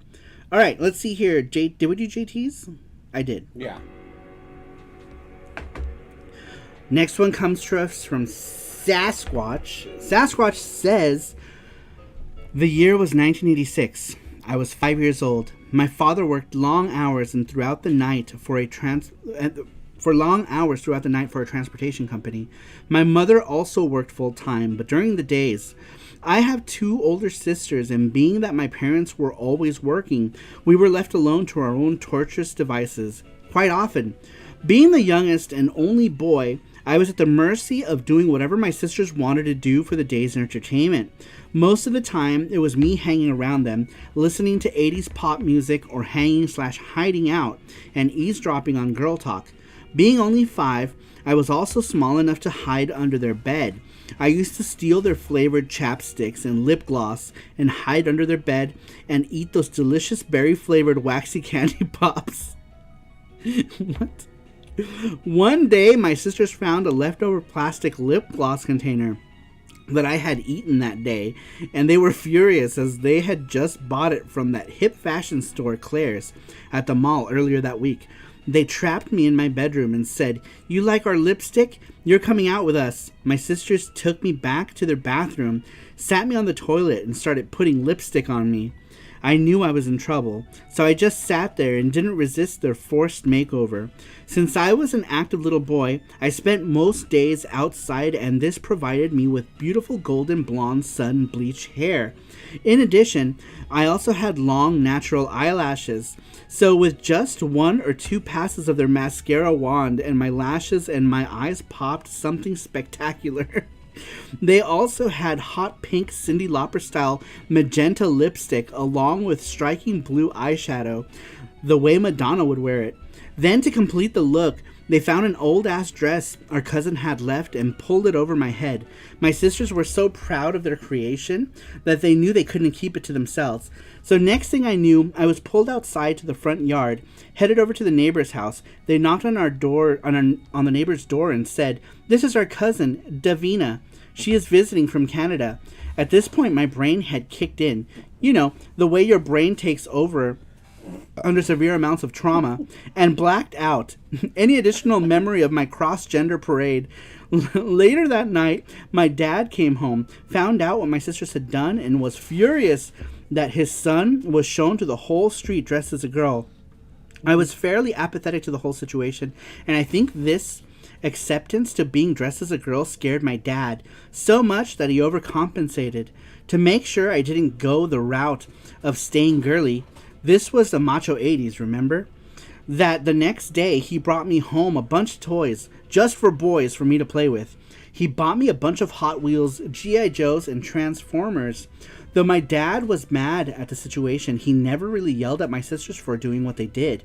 And he bought them some toys too, though they were also boy toys. Probably in the hopes that if I played with them, it would be okay. He bought them a ton of Star Wars figures and vehicles and an Atari 2600, the one with the wood grain, which my oldest sister actually asked for. I remember playing with that Atari quite a bit. Space Invaders, Pac-Man, Frogger, Pitfall, River Raid, Pole Position were some of the ones that I played the most. I also loved playing Combat with a dual tank deathmatch, as well as the plane battles that it offered on the alternative modes. So let this be a lesson to boys and girls. Lip gloss. Whether you eat it or wear it, it could bring you treasures beyond your wildest imagination, says Sasquatch. I almost feel like out of all the stories, this one is a real one, right? Like, I mean, I know they all have like some bits of realism mixed with your hilarious storytelling, but I'm trying to figure out if you actually ate the lip gloss in these cases or not. Oh, that's funny. You're gonna watch some Rambo? Oh my gosh, Mike Dell, what's up? He says, how much do we need to donate to have Morgan Freeman read Sasquatch's stories? I know, could you imagine? Sasquatch says, yeah, this one's really real. That's hilarious.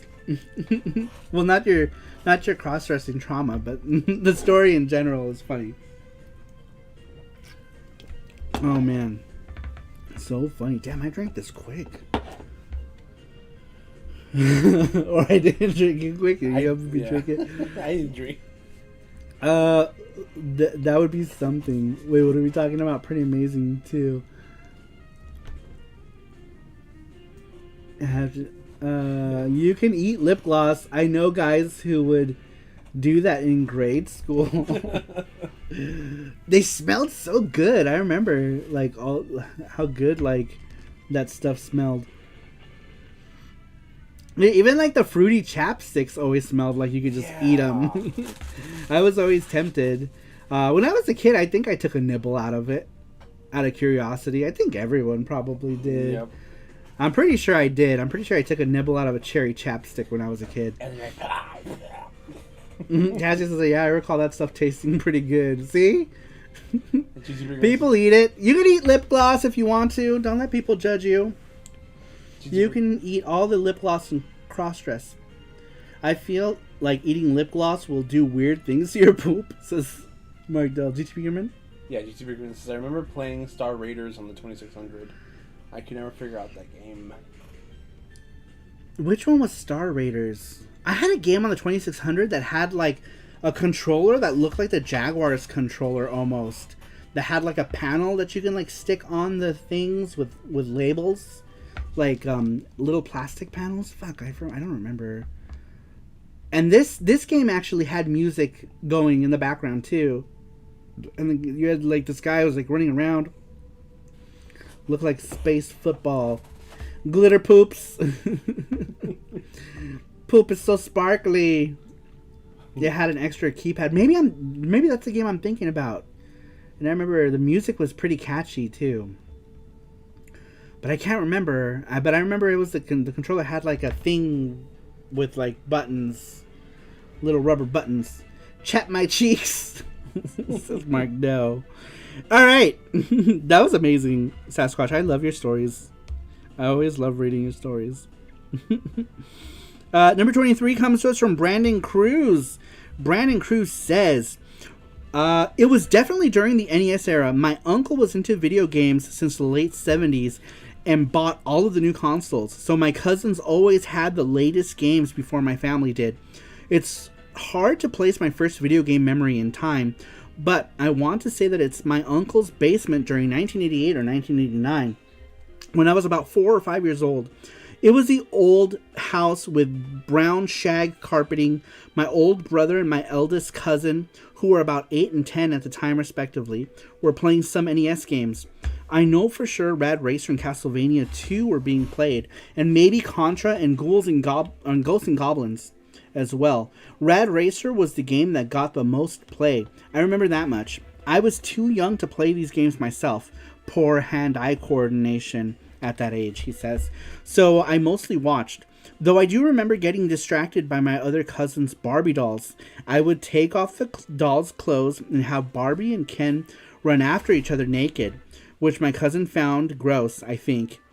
Anyway, the first video game I actually played was probably Snake on the Intellivision, which my uncle also owned. That was hooked up to the TV in the den.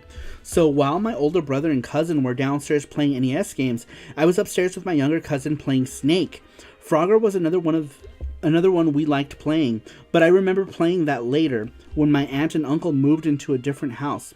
Another memory from this time, DOS Jr. I remember playing games that came on ROM carts, and we only had a few of them. There was a matching card game that I really liked, along with Wheel of Fortune. My mom and I would play these games together. And after she was done with work-related things, she normally used that computer for. It's what she normally used that computer for. One last memory. My uncle playing a DOS game based on the 1979 movie Star Trek, the motion picture.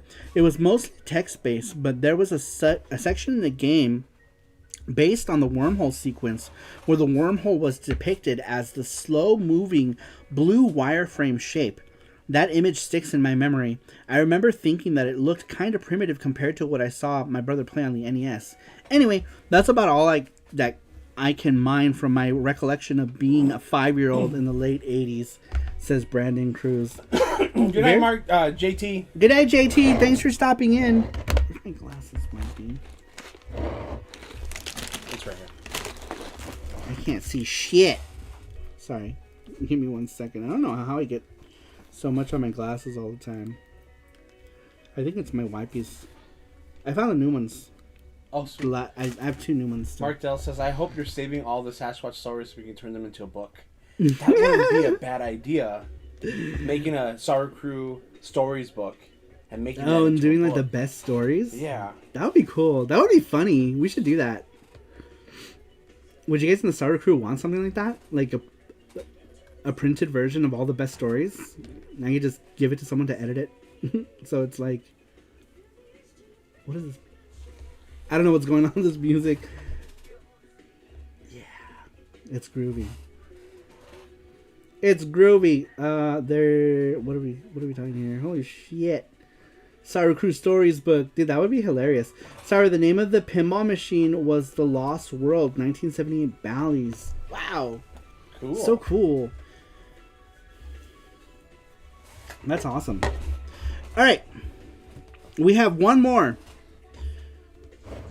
This one says it's from Cassie Poots. He says, probably a common answer, but it's a toss-up between Super Mario Bros. On the NES and or Pitfall on the Atari 2600. I can't recall which I played first.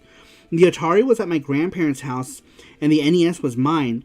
My most vivid early video game memory is my youngest aunt, probably in her late teens or early 20s, beating Super Mario Bros. I recall being allowed to stay up past my bedtime to watch her do so. I have memories of E.T. on the Atari as well. Only thing I can recall about it, actually, is the fact that I couldn't figure out what to do, and my grandfather getting frustrated with it, too. I remember wanting to love it as I did the movie. Good times, says Cassius. Oh my god. The E.T. game was such a disappointment, too. It's like, what the fuck do you do? And, like, you had to run around, and then the guy came and he threw you in a pit, and then you can, like, stretch your head up and down, and it's like, what the fuck? What are you doing in this game? What do you do? Sasquatch Illustrated Children's Storybook. Oh my god, that would be hilarious. So it said, Cass says, would be awesome if you did art for each story. Right? That'd be hilarious. That's... What was you saying? Sorry, the name of... Yeah, that is cool. That's super cool. Yeah, that'd be hilarious. We'll have to do it. It'll be like Sasquatch gaming stories with Sasquatch. This is a song. I still don't know what to do. You still don't know what to do with what? What are you doing? With ET. Oh, in the game? No. Man, these are good.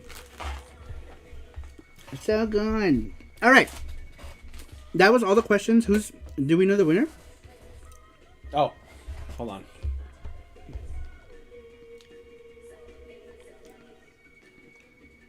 Oh, just say it. It's Gordosteen. Gordosteen.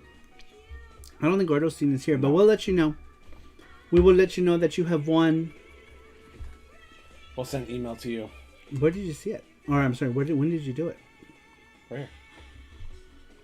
I don't want to like. When did you draw it? When did you draw Earlier. Oh, okay. You don't tell me shit, Jesse. Well, I forgot to write it down, and I have all these. Well, I have all these windows up too, so it's everywhere. Did mine get read? I literally just. Oh no! I thought that was Cassius. I thought Cassius was asking me that. I was like, I literally just read it. No, we didn't. Where's Chris Tang? What happened to Chris Tang? Hold on. Cruz. There it is. Yeah, 11. Oh, did I skip it? It's possible. You did have to show. I did. Wait, hold on. What number was that? 11. Dun, dun, dun, dun. This is Olga Breeze. Oh, I did totally skip it. Chris Tangs, I didn't do Chris Tangs. He said, my first memories of video gaming were arcade games when I was very little, maybe around 5 years or younger, seeing machines out in public. Usually there would be a couple of them at the supermarket or at some restaurants when I'd be out with my parents, and they just fascinated me with their bright screens and colorful graphics. I specifically remember the Pac-Man games the most, and while I never got good at them, seeing the machines and screens really inspired my mind and imagination relating to what was possible with video games. Eventually, I would get my first video game console, which was the ColecoVision, but arcade games were really the most impactful experiences I had early on, says Chris Tang. Yeah, the same with me with arcade machines. That was really like the impact, right, with video games. And then we'd go back home and have to play with our shitty ass Atari. Like, I remember at that time. This was like not long before my parents split too. We used to, my parents were like huge gamblers, so they would always like go gamble. They'd take us to the paddle wheel, and then they would just dump us off at the arcade. I remember, and they would give us all $5 to play. It was me, my brother, and my cousins at this time, and they would just dump us off, and I would play Cubert and Crystal Castles forever on these $5, and my brothers and my cousins would all blast through their money. Oh, Wobby Draggle has become a Sarumoji. Where do we Sarumoji? Thank you, Wobby Draggled. It just Is that the rebuild? reload. The thing. Very cool. Thank you so much for your continued support. You can do cool icons like Mark Dell just did. Snarkmark says, I remember when I first got to play Super Mario Brothers, it was so challenging trying to pass the dance off against Bowser, but rescuing the Infinity Princess was worth it. After credits content was fun. What? Infinity Princess? Was the gambling a major factor in your parents' split? No, I think my mom was just a bitch. And so, like, I think my dad got tired of her shit, and they split. Biological mom. I'm sorry. Yeah, I have to specify that. Because the person who I call my mom is actually my stepmom. Usually when I mention my mom, I'm usually talking about my stepmom. My biological mom, I think drove my dad crazy. But like, I don't know. I think they both had there were issues on both sides. But gambling, like they both gambled a lot. But in some cases, it got us out of jams. Because I remember but I don't know. I don't know. I really don't know. But I remember that my biological mother was always pretty insufferable. So, and then one day I ended up just living with my mom because she ended up just taking me when I was a kid at night. So technically, pretty much like kidnapping. Yes, kidnapping. You know, because she didn't have like legal custody of me, but she took me and I left, and we were pretty much like vagabonds for like 2 years after the split because my mom was hiding from my dad. So I didn't see my dad for like 2 years, or my brother for like 2 years, because my mom was she kept moving from place to place because she didn't want my dad to find her, because you know my dad wanted to find me at the time. And then eventually I just didn't want to stay with my dad because I didn't know any better at that time. You know, I was already with my mom, and you know, so but yeah, I was like just barely 5 years old when everything went down. But I remember before they split, it was a happy time. We were for the most part well off. You know, and my parents would gamble a lot, and they'd take us and dump us off at the casino, and we were happy. I was happy because I loved arcades when I was a kid, so I was really happy when they would go gambling because it meant that I got to play Q*bert or Crystal Castles or whatever was out at the time. But yeah, it was it was crazy, and there were a lot of good things and bad things about it. Like, I think my parents splitting and me growing up in LA and having to deal with a lot of stuff made me stronger, like character wise. But psychologically, it was a lot. Psychologically, it was a lot. Like, we lived in Hotel Cecil at the time. I don't know if you guys know what Hotel Cecil is, but it was this hotel that was like infamous for like people used to die there a lot, and it housed like serial killers during this time because we lived there in like 1986, and it was pretty traumatic back then. So like video games were also always an escape for me as a kid growing up. So I owe a lot to video games, I think, for my sanity, really. Yeah, I used to play video games a lot. And my mom, my biological mother, didn't really know how to do anything. So she was one of those people. She was a hostess.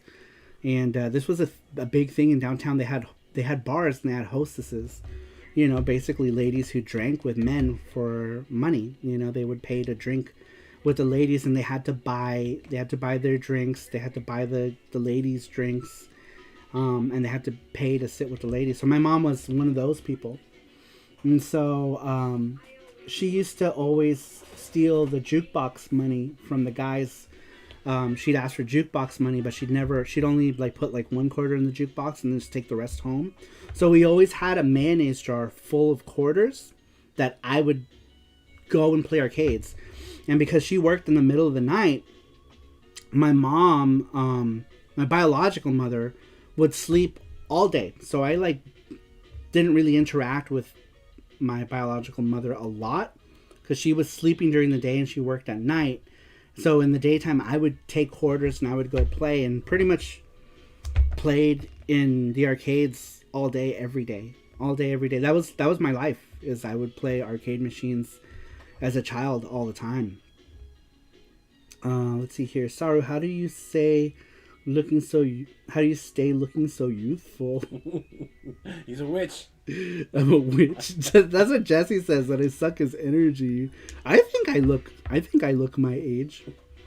But Jesse doesn't. Jesse thinks I look younger than my age. Haha, dang, Saru, I can relate to the kidnapping more than I care to tell. Glad you're doing well and away from all that. Keep going for that rainbow. I too thought that Hostess Club was only a Japan thing as well. Oh, and like the girls did like other stuff too. If like you wanted to get paid more money to do stuff, I remember hearing all the stories. Because for a while, we lived with one of the other girls that worked at one of these things, and I remember she would come home and like they would always like have their, you know, bar girl talk.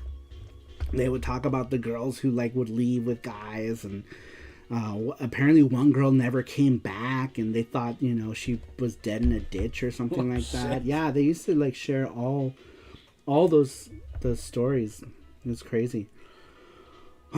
Dang, feels like our gaming exposure had a lot of parallels. Probably accounts to some of our similar tastes.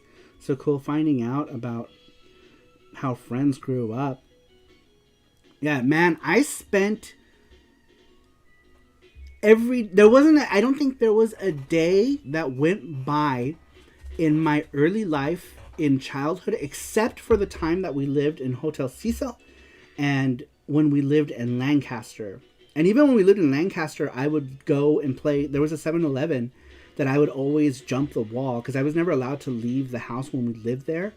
But I used to just jump the wall and go to the 7-Eleven. They always had arcade machines, and I would play there. The only time I didn't was when we lived in Hotel Cecil in the very beginning. I wasn't allowed to go outside because people were literally dying. So I didn't go out. But after the Hotel Cecil incident, I literally played arcade machines every single day. And then I did get an NES. My biological mom did get me an NES, and that was fun because I was like the only kid. We lived in a poor neighborhood. I was the only kid in the neighborhood with one.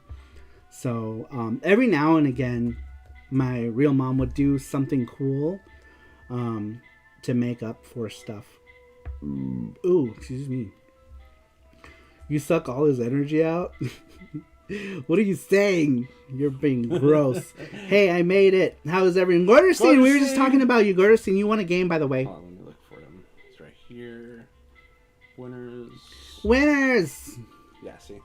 Yeah, Gorderstein. Long time watcher. First time answering my video. First time answering and he won. We were just talking about that. I couldn't remember if you had ever answered it or not because I don't remember. We've read hundreds of these already. Hundreds, because we've been doing this for almost 3 years. I sent an email right now. Actually. So, Jesse's sending you an email. You won the video game giveaway, and we'll show you where you can go and pick your game. Do we have anything that still needs to be added? No. We've already added everything? Mm-hmm. Good. Congratulations to Gordostein. Everything's been updated except for 2 games that they just picked 2 days ago, so I just need to add those. Aha. I kind of wish I could recreate the feeling of seeing those neonish, fantastical mazes for the first time. This is Chris Tang. I did. Dang, I missed it. Yeah, we read it earlier. We just barely finished. The last one we read was Chris Tang's, and we were talking about his arcade memories, and then I started talking about how those were my most impactful memories too, were arcade machines. But man, so many crazy shit happened too. Like the first time I ever saw someone die was because I was playing Super Mario Brothers as a kid. And I say the first time because it wouldn't have been the only time. But I was like, I think 7 years old when this guy got gunned down in the convenience store on the corner. Let's see, as a kid, I probably would have been envious of you playing arcade games all day, though. I'm sorry that the circumstances that allowed it weren't very ideal. You know what's funny, though? Like, as a kid, like, I don't know. Like, I found so much happiness in playing games that I think it kept me away from everything, right? So, like, all of, like, my neighborhood friends growing up, like, we would play games, and then, like, eventually, like, almost all of them turned to gangs. It was sad. I was like the only like one who didn't turn to anything bad, and I think that was because I was at home playing video games a lot. So I think video games also kept me away from, you know, those kind of activities, because where we lived in East LA, right? Like in the Temple area. It's close to Echo Park. In the 80s, like in that area, gang activity was very, very, very high. So there was gangs everywhere. So, you know, as a kid growing up, you were exposed to gang life really early on. So, I think video games kept me away from that whole thing. Let's see here. As a kid, oh no, Sega arcades were my go-to. I used to play Afterburner and Virtua Fighter arcades a lot, says Matthew. When is Yugi 2 coming out? Yugi PC has to be finished first. I don't know where Rover's hiding somewhere. I haven't heard a peep from Rover anywhere. Does anyone know if he's still alive? I should send him a message. Make sure he's okay, because I haven't heard from Rover in a while. I can relate, Saru. Really? I'd like to hear more. I mean, obviously, if you're comfortable with sharing. Mackenzie, he says, long time no see, guys. How has it been? Has it been an hour? Mackenzie. I think so. Are you home now? Welcome. We read your thing earlier. We just got done doing the weekly questions. We're about to do Name That Tune.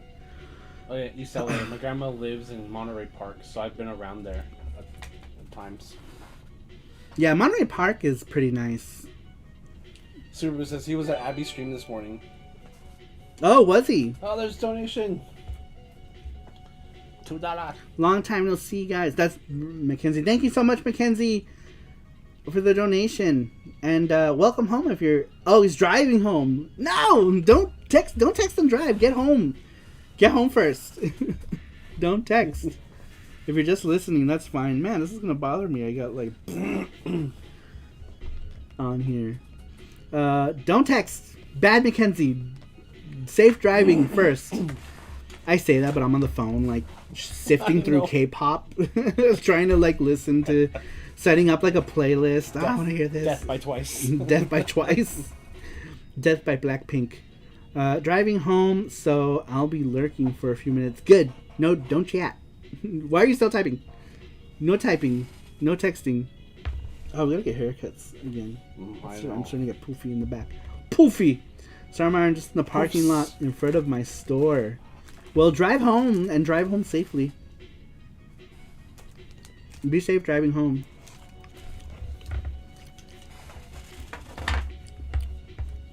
You know what, though?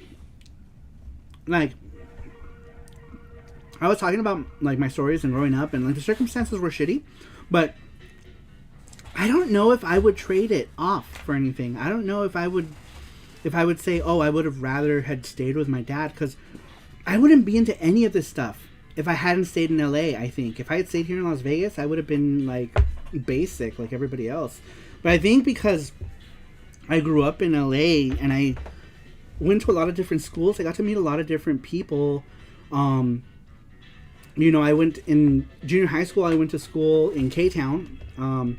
So I got introduced to everything. You know, Little Tokyo introduced me to, like, all the Japanese stuff. That's why I'm so obsessed with PC Engine, for example. You know, it all started with Little Tokyo. So, honestly, if I hadn't experienced what I experienced, I wouldn't be into any of this. I guarantee it. I guarantee it, because my dad, as much as I love my dad, he hates, like, all of this stuff. He hates it all. Video games, anything from Japan, he hates all of it. Doesn't like any of it. So, honestly, if the positive side is that I wouldn't be into any of this had I not grown up the way I grew up. Transfer says, so were you friends with any Bloods or Crips in the 80s? No, but someone really, really close to us, the father of a relative, very, very close to me. I don't want to say because this person might be tuning in.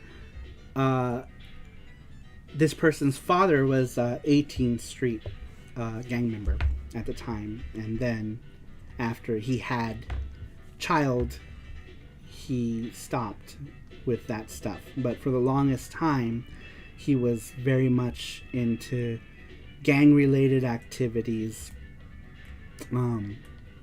Yeah, and back then, and so in LA, it wasn't like where we lived. It was like mostly like 18th Street gang, and the other big one was Mara Salvatrucha, which is the Salvadoran gang, or MS, right? They were the other big, really big gang in that area. And it was a lot of 18th Street, a lot of MS during that time. A Gacha-kun charm if you want your name put down on it for $10. Are we talking about what exactly is the arrow pointing at? Oh yeah, that's Gacha-kun. Yeah. You guys know Gacha-kun. He's been part of the show for 92 years. I have arrived to share gaming memories. Memories. It's funny. My family members were all norteños. That's like this. What is that? Blood. Why were they called norteños? Like norteños, sureños. North Norteño and means south? yeah, north and south. Norteños is red, and sureños are blue. But yeah, they were fucking scary. So cute. I remember going to one of my cousin's house, and they were like had drugs everywhere. I remember one of the guys was like, "Get this kid out of here!" You know, he's gonna snitch on us. He's like, "No, he's cool." And my cousin's like, "You better not snitch," with the knife. And Oh my god. Well, you better not snitch. Here, have a little bit of this coke. yeah. Man, I must have been like 7. I had to do it, but I can't keep my eyes open. Love you all. Sweet dreams. Good night, Cassius. Thanks for stopping in. SARUSHOWs have been happening for 92 years. That is very old Gacha-kun, as says Matthew Roach. It's been happening for ages. Welcome, Jeffrey. Awesome Gorderstein. Hello, chat. Hello, Saramaru and McFloof. McFloof. Thank you for stopping in. I appreciate it. Have a good night. Everything. Good night to Casamules. All right. We have... How many people do we have in here? 26. 26 people. Let's do Name That Tune while most of you guys are here. All right. So, once again, how Name That Tune works is we're going to play a video game song. We'll tell you what console it's on. It's up to you to tell us what the title of the game is.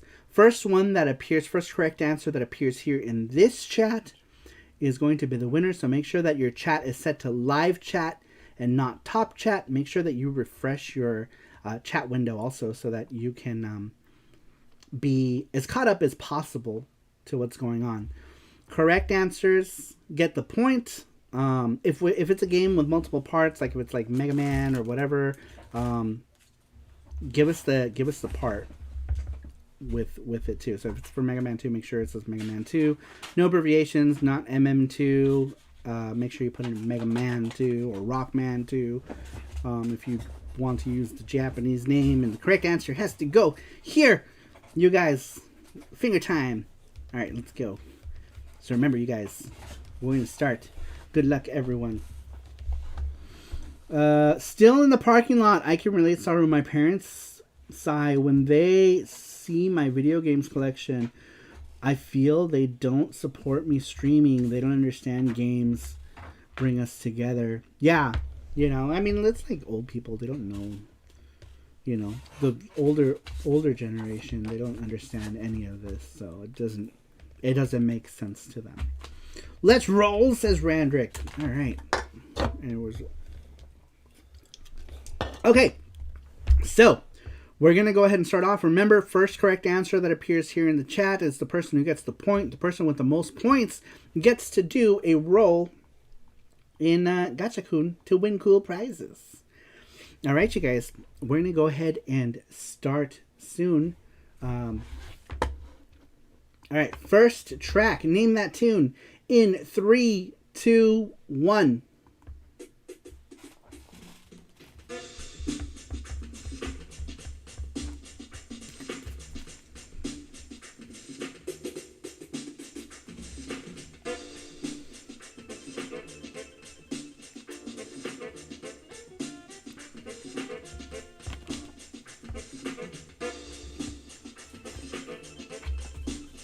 Okay. Oh. Yep. Kiyoshi. Kiyoshi Boom. got it. First point goes to Kiyoshi. Super Adventure Island. For the SNES. Very cool. All right. Parappa the Rapper. Let's close that one. All right. Very cool. Oh, this one's going to be That one might be easy. All right, here we go. It doesn't matter. The first point goes to Kiyoshi. Sorry, I'm chewing. Okay. First point goes to Kiyoshi. Next track. Name that tune in 3, 2, 1.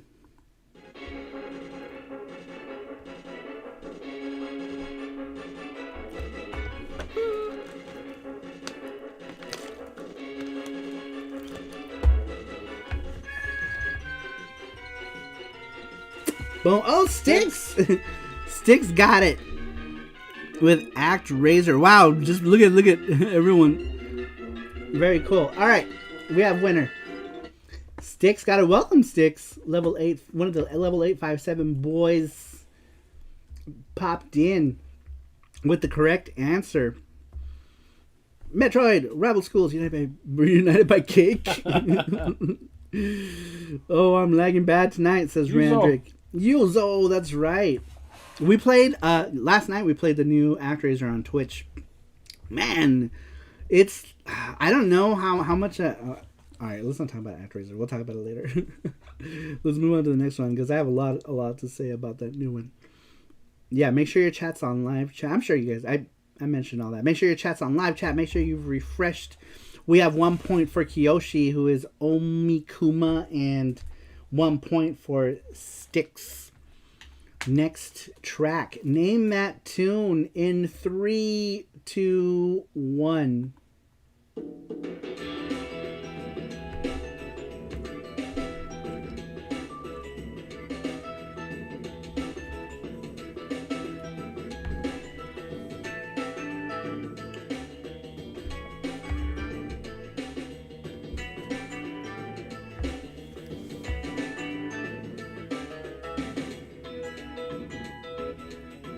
Oh, Gordostein got it. Gordostein with the Spyro.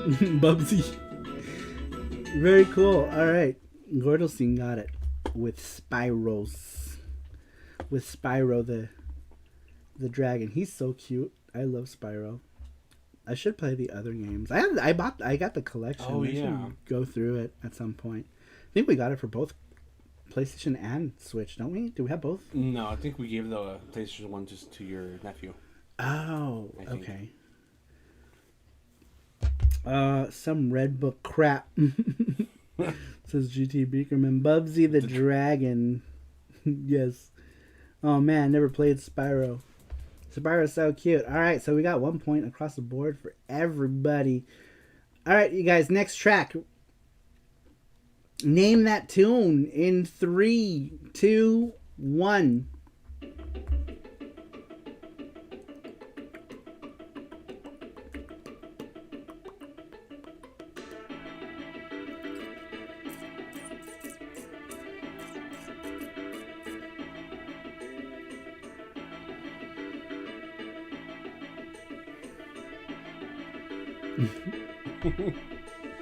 Boom!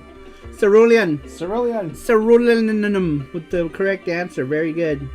Cookie Mama. You said that out. Jeffrey.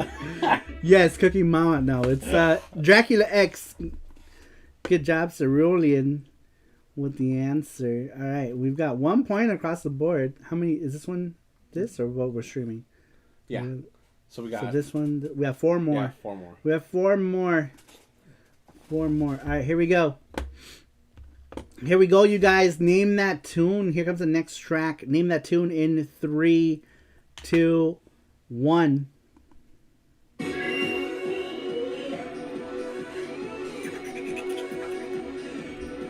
Rondo of Super Famicom Tears.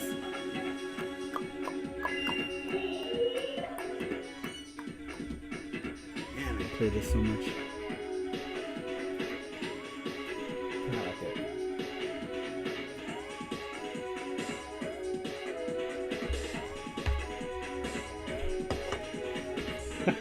Hannah Montana sings. I'll just start. Shinobi something.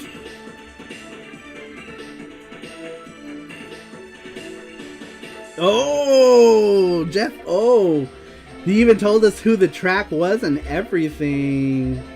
Very cool. Yep, it was that Tekken 1, Yoshimitsu. Man, if I played... I remember when Tekken 1 came out, like, it was really cool at the time, right? And but I didn't understand. But it was until Tekken 2 that it was, like, so addicting. Adol Ninja Showdown. Very cool. Wow, everyone's got 1 point so far. Yep. So I guess maybe the first one who gets 2 points is probably going to win. All right, here we go, guys. Name that tune in 3, 2, 1.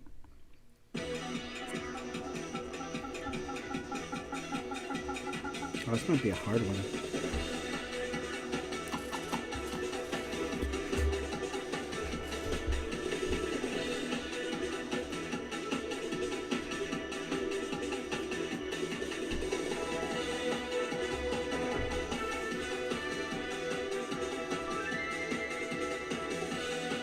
Excite truck.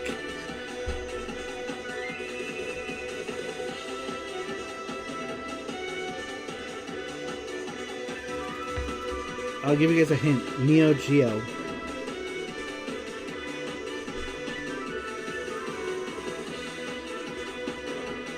Neo Geo.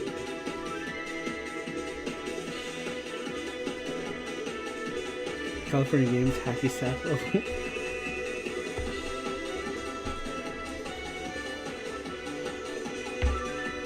A Cabbage is here. Welcome, Cabbage. Long time no see.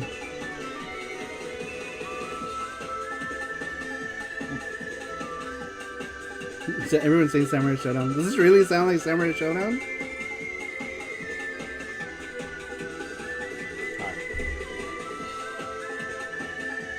Yeah, I told you this one would be a hard one. Alright. That's it. We're gonna go ahead and stop it. We actually played this way longer. Yeah. Contra 76. Alright, it's closed. Closed. We're done with that one. We're moving. You want to tell them what We're moving on.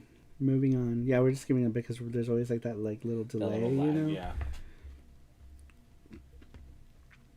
Always that lag. Wild guesses, okay. Yeah. Yeah. It was Sengoku 3. That one was Sengoku 3. Alright, next one. It's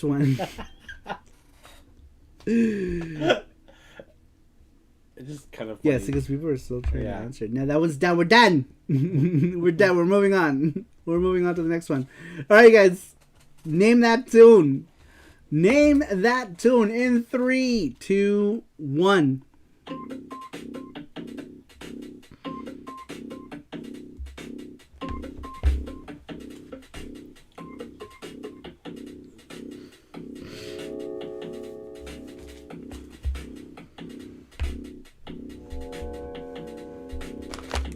Cool spot. Oh, shit. Cerulean got it. Cerulean. Good job, Cerulean. Very cool. Cerulean has 2 points, and we only have 1 left. So someone has a chance to tie, and then we'll find a tiebreaker track. Or if Cerulean gets it, that's it. I don't know. Actually, no. If someone gets 1 point, Cerulean still wins. If someone gets a 2nd point, then we got to do a tiebreaker. Yeah. All right. Lego my Echo. Echo the Defiant Fish. Cerulean. Good job, Cerulean. All right, here we go, guys. Next and last track. Maybe. Possibly last, depending on how it goes. Name that tune in 3, 2, 1. Oh. This will be quick. Should be easy, yeah. Yeah.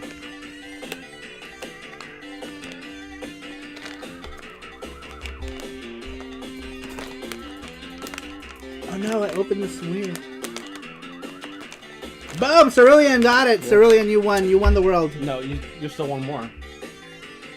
Someone can tie with Cerulean. How? And you pick Isn't that Cerulean's third? No, 2. Second one. Oh, was that Cerulean? No, was that only? No, it's 3 actually. Yeah, I'm dumb.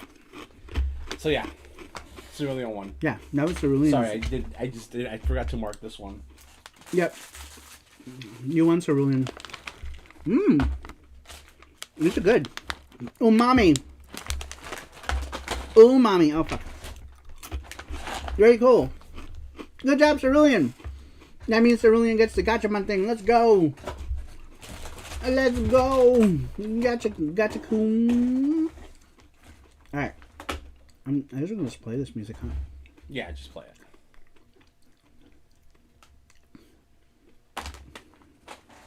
Here, pick a thing. Give me Gachapon. Oh, no, never mind. Alright, we're going to do the Gachapon giveaway, guys. Through Gachakun. That's this little guy right here.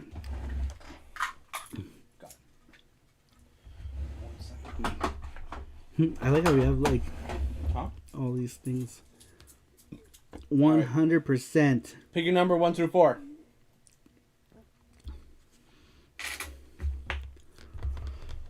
Very cool. All right, pick a number 1 through 4. What's your Cerulean? What else? He's Print Club. All right. So we have 4 coins. 4 100 yen coins. Pick a number between 1 and 4. The number that you pick is the prize that you get. But since you're Print Club members can pick any of the 4 that come out.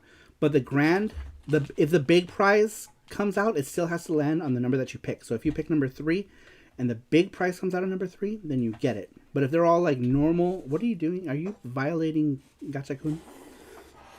But if if they're all normal ones, you get to pick. Get that out of there. It's like a perfect size.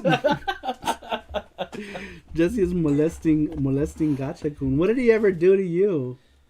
What did he ever do? Let's play. I choose 3. Let's he do chose random 3. song. All right, so he chose 3. How long is random song? I don't even know what game this is. That shit happens.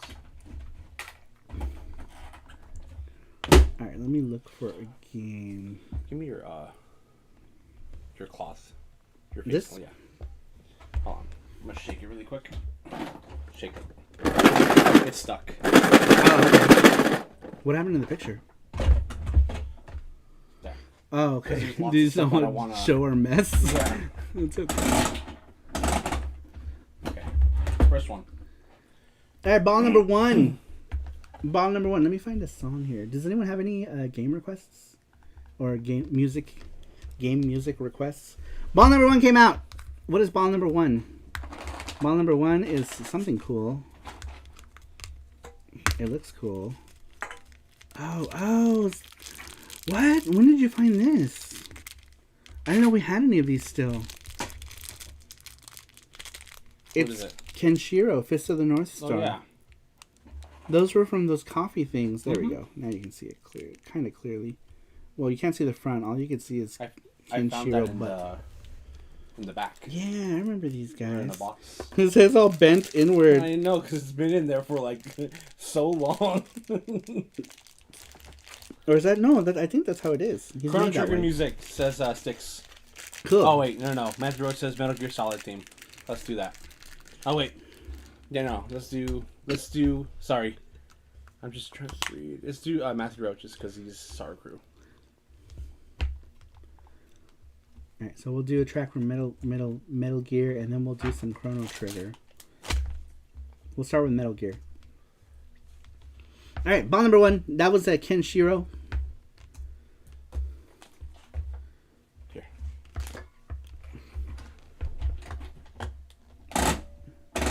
Metal Gear. Which Metal Gear? Oh my god, there's so much Metal Gear here. Metal Gear Solid theme? Metal Gear Solid. There's so much Metal Gear Solid here. Maybe Solid Snake? We'll just play one. Okay. There we go. Oh, there it is. That's what he meant. Found it. Super Adventure Island music was first. Alright, ball number 2. Ball number 2. Whoa. Ball number 2. What is this? Oh. Ball number 2 is Hayato. We keep losing all the little paper things that come with these things. Alternate color Hayato from Star Gladiator is ball number 2. Nothing. This music scares me. Nothing. the hell? Give him a shake. Give him a shake. Next one. What the hell? Hold on.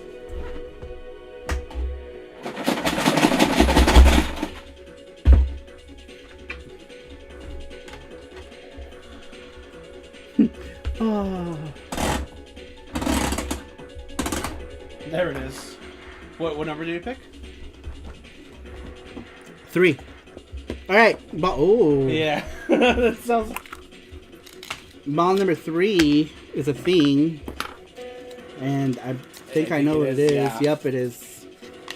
Boom! Ball number 3 is big prize winner. That means you get to pick from the big box of prizes.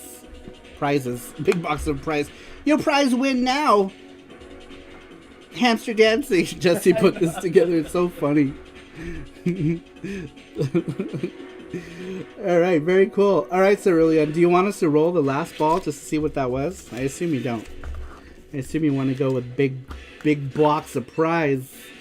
Big box from the big balls. Very cool. All right, so Jesse's gonna grab the box right now. Big prize winner. Yeah, I don't think the last ball matters. Wow. All right, here we go. This is the big box. There's a bunch of shit in here. We will start off with the little things. We will start off with a set of Evangelion shit. We've got, yeah, move that. Yeah. Oops. Just eyeball it. There it is. Excuse me. All right, first thing. Let me shrink this chat a little bit. There we go. Boom, perfect. All right, so first prize is this set of Chibi Evangelion things. We got Chibi Ray towel, Chibi, this other bitch, Asuka towel. We've got these guys right here. All right, let me do next music track. This was actually, where is it?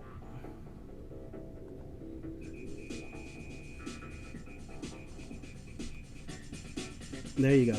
That was Kiyoshi had requested it first. Evangelion set cute shit. We got 2 of these shirts. Yeah. Small. Is it small, medium, and small? Medium and small. All right. So we got these here. I thought I was wearing because I have one of these too. We've got these PlayStation shirts since 1994. One's medium and one's small, I believe. I take it this one is the medium. I think both stickers are on this one. I don't know what. No, it's small. Yeah, this one's a medium. So small, medium. Of these guys, son of a bitch. Yeah, grab those. Put them back in. Put all the balls back in. Oh, we're done with this. I don't even know why I even have this up here. It's funny.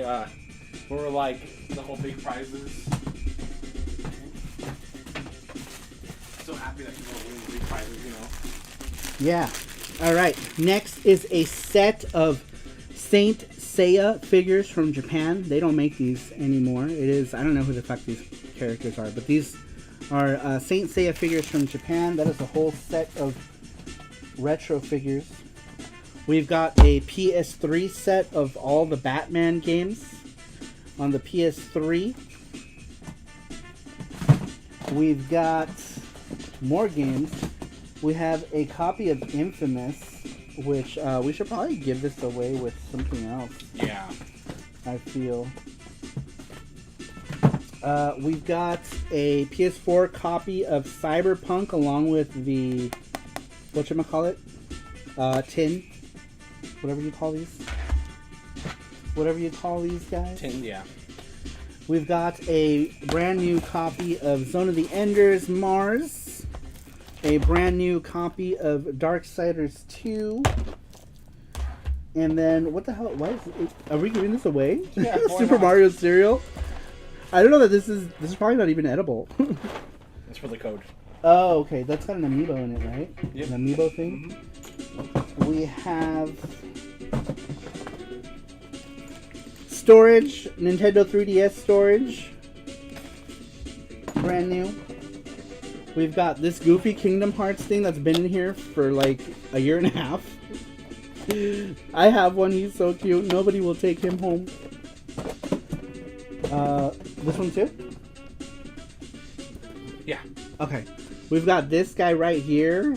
Super Saiyan, I don't know, whatever. Some red-haired Vegeta.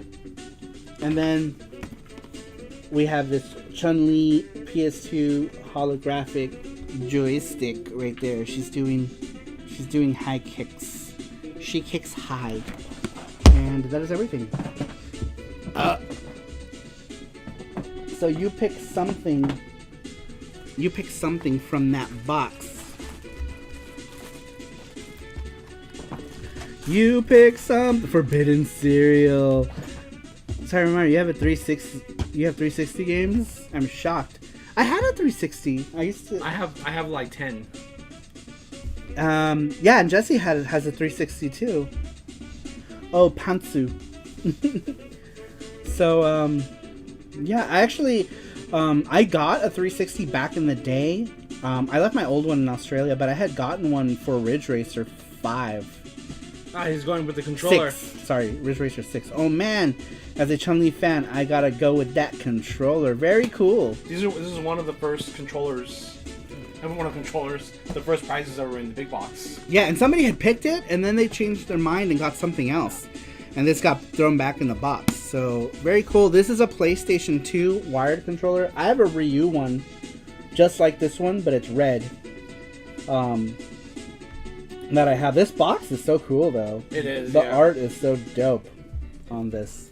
And it's got a little pull tabby. Very cool. All right. Take that. Give me all That controller's super sexy. stuff. Oh, yeah. Is that it?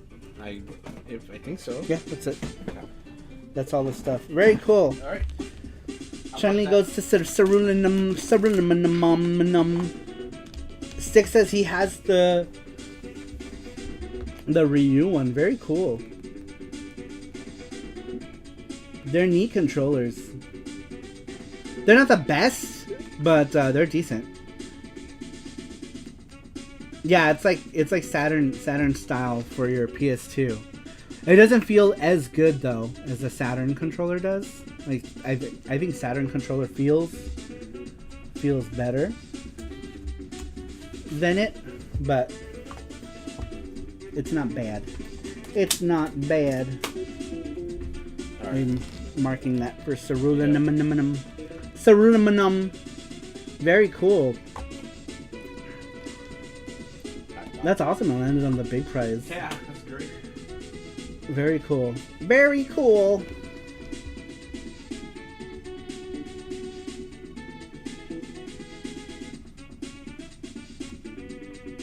I'm jamming out to Adventure Island. Man, these are... I don't have any of these Adventure Island, the Super Nintendo Adventure Island games. I should pick some of them up. Because they're fun. Jesse's doing a little jig. You can't see him, but he's dancing off camera. He stopped as soon as I said anything. Alright. We're gonna do the charm giveaway too. Alright.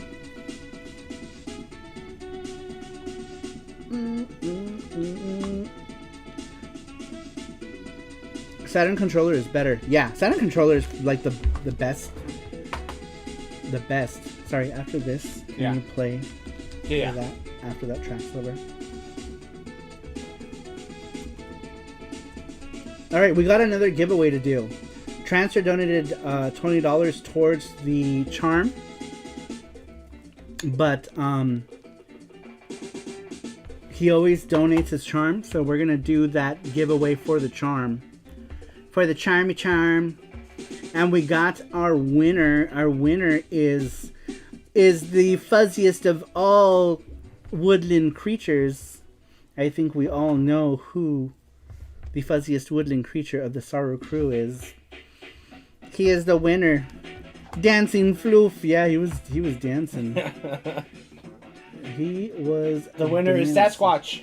Sasquatch. Sasquatch. Sasquatch, you are a winner. Sasquatch is the winner. You do have to be here though for the charm, or is he elite? No, I think he's plus. Oh, he's here. He says, "Oh my goodness, Sasquatch, you are the winner." Pull up the. Already. You got the website up? Yep. Oh, I did. I don't know what happened to it. Mm-hmm. I did have it up. Hey, Sasquatch is the winner of our charm giveaway. Congratulations. Whoa. There That's it is. weird. What did that happen? Alright, Sasquatch, you can go to sarumaro.com and pick yourself any of those charms. Yeah, Sasquatch, just message me, and I'll put it in your box. Oh, wait, no, not box. I'll put it in your stuff. He'll put it in your stuff. Oh, thank you, Matthew Roach. There it is. Very cool. Yeah, and thank you, Transfer, for donating the charm. Thank you, Transfer. We're just jamming out to some Chrono Triggers. Chrono Triggers. Alright, did we do everything? Yeah, we did everything. We did everything. Are we gonna play tonight? Or do we It's have up to anything, you. Do we have anything we have to do? I don't think so. Maybe play for a little bit? Maybe we'll play some games tonight. Yeah. We're gonna play some games. Transfer is a nice lady. What? Oh, what? I'm confused. Oh, what? I'm confused. Lovely. Oh, yeah. Huh? Yo, dude, what are your thoughts on ActRaiser? Oh, man, so... There are things I like. Okay, so I think the best thing about the new ActRaiser is the music, right? The music is definitely good. Sorry, I had to, I'm trying to think of, but there are things I don't like about it. There are things like... the pre-rendered graphics are okay. I think they... it's fine. A lot of people don't like it. It's okay. Obviously, I would have preferred, pixel-based graphics, but whatever, it's fine. The visuals are fine for me. I don't mind them. I don't mind the visuals. They're not as bad as I thought they were going to be. I thought they were going to be worse, but they're not bad. Music is excellent, right? The recompositions are so nice. There's, extra bits to all the things, all the musics, too, the soundtrack is so much more fuller and nice. But what I did not like is how much of the tower defense stuff there is. In the Fillmore area alone, we only played one area in 3 hours. What the fuck kind of bullshit is that, right? I know. It would have been okay if it was they let me do the sim part. I'm building stuff, I'm killing the creatures, and then boom, a tower defense portion, right? The first one was oh, this is cool. I like it. But then there was a second one. And then there was a third one. And then there was a fourth one. And we were still in the first fucking area. I'm what the fuck? Why is there so much of the freaking... so much tower defense shit, right? And then we had to end it because we were playing forever just in the Fillmore area. And if we were playing the Super Nintendo version, we would have been halfway through the game by that point. And I don't know. I just don't. I wish there was a way to just turn off the tower defense portion. I love the town building stuff. I love that. That was actually the first time the Super Nintendo ActRaiser was the first game to get me into that type of thing, and it's really the only one I like. I didn't play SimCity or Mad Roller Coaster or whatever. I didn't play any of those games, but I loved it in ActRaiser for the Super NES. I loved the first ActRaiser. The second one was whatever. I had a complete copy of the Japanese version. I gave it to Syphic's friend Jose because he wanted it, and I never fucking played it. So I just gave him my copy of 2. But man, like, I feel like they killed the fun. It's not fun. It's not fun. There's too much of it. They needed to tone it back. I think there should have just been one instance in every world of this tower defense stuff. That would have been fine. If they had just done like one instance of it, let me build my fucking town. Give me like an instance of the tower defense shit. Let me go to the next place and fight some shit. So I don't know. I'm still gonna play through it. I'm gonna play through it. I like ActRaiser, and I'm happy that they did a remake of it. I'm happy that they did. I just don't like how much tower defense stuff there is. ActRaiser's 2 difficulty is weird. The first level is really hard compared to some of the later ones. They need to make it optional, like in East 8 and 9. Yeah, like, I don't understand. Like, it's too much. It's too much. The first instance of it, I liked it. I thought it was cool, right? They were adding more stuff.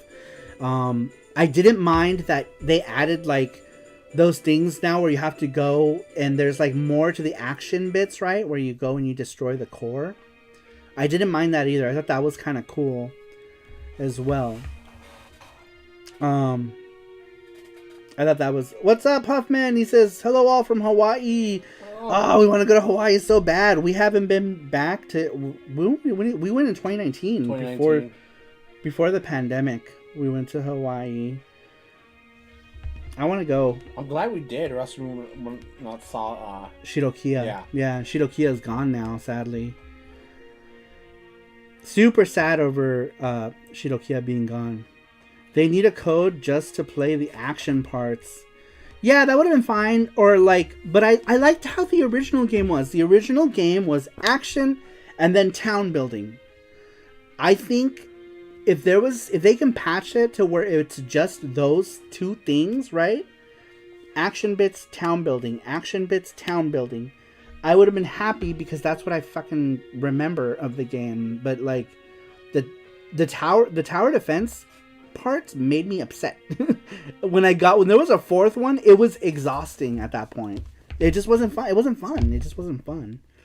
First time was cool, but then they kept doing it, and I was like, man, all right, I'm bored. So I hear mixed feelings about the new ActRaiser. Personally, I haven't played it, but watched people talk about it. Some people say it's good, but it does not hold up to the original. Yeah. Sads.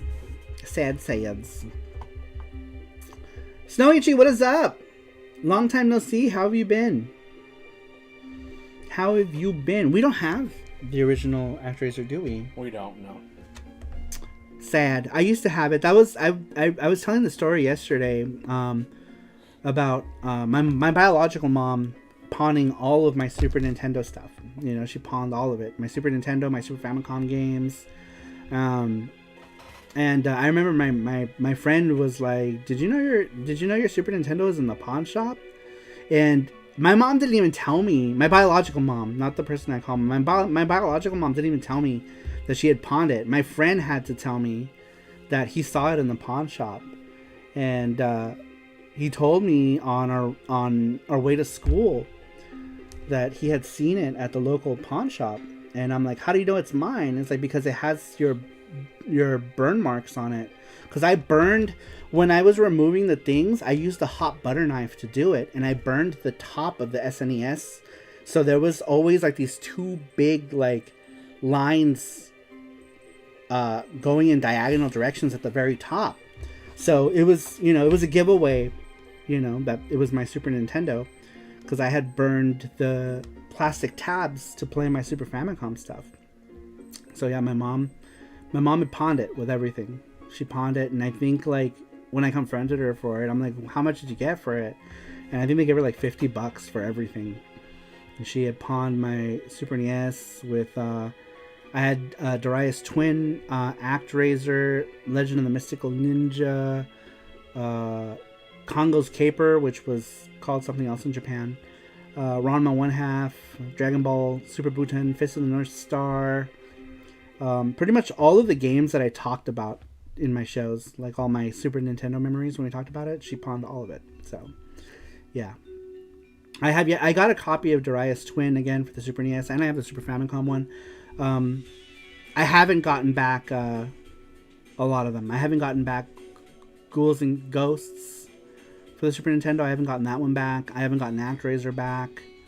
I haven't gotten Final Fight back, but who cares? That game sucks. Yeah, just a bunch of stuff that I had for my Super Nintendo. My mom had pawned everything. And at the time, I was super into TurboGrafx CD, all that stuff. So I didn't really even notice because I hadn't played it for a while, you know. So I guess my mom thought it was okay to just pawn it all because I hadn't played it. And the shittier thing is that my dad had bought it. My dad bought all of that stuff, you know. She didn't buy any of that. So sorry about that, Saru. I hope you never have to deal with something like that again. I mean, it's all in the past, you know. It's just stupid shit. Dude, if she had pawned my TurboGrafx CD, I probably would have killed her. They probably wouldn't have given her anything good for it, though, at that time. You know, we're talking about, you know, 1994 by this time. It would have been like 1994-ish. So they wouldn't have given her shit for the TurboGrafx CD. Dude, but I swear to God, if she had pawned my TurboGrafx CD with all my stuff, I would have fucking murdered her. She would have been dead. So dead. Yeah. Alright. Let's move back to...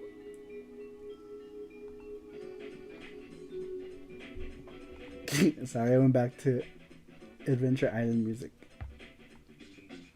Because it's jamming. $2. Yeah, they probably wouldn't have given her anything. Because, like, the TurboGrafx was so dead, right? But to me, it was like... To me, it was the most, like... It was the most important thing to me at that time. So, I don't know. I guess I didn't really, like... I was upset, but I would have been so much more upset if she had pawned all my Turbo stuff. Because it was also my CD player. It was my music CD player as well.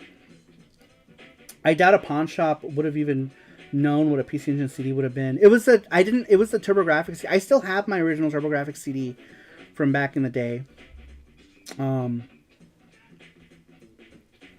The case broke, though. I was evicted when I was 18. I lived in a weekly place here in Vegas, and I stopped paying rent, and they came and just threw all my shit in the trash. And the case for the TurboGrafx CD was broken because they had just threw the whole thing, so they're like cracked. The system card, I don't know, all the system cards were gone. All the Hue cards were gone. I didn't recover the Hue cards. Oh, TG16 CD, I'm hearing things. Yeah, it was a TG16 CD, and I had a lot of whatchamacallit? I had PC, well, not a lot. I had a few PC Engine games at that time.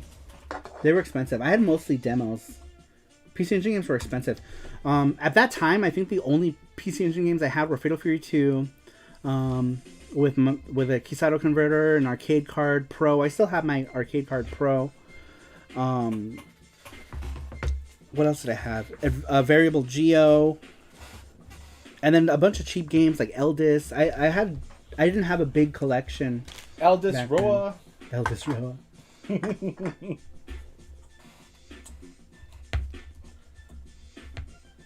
Donkey cunt.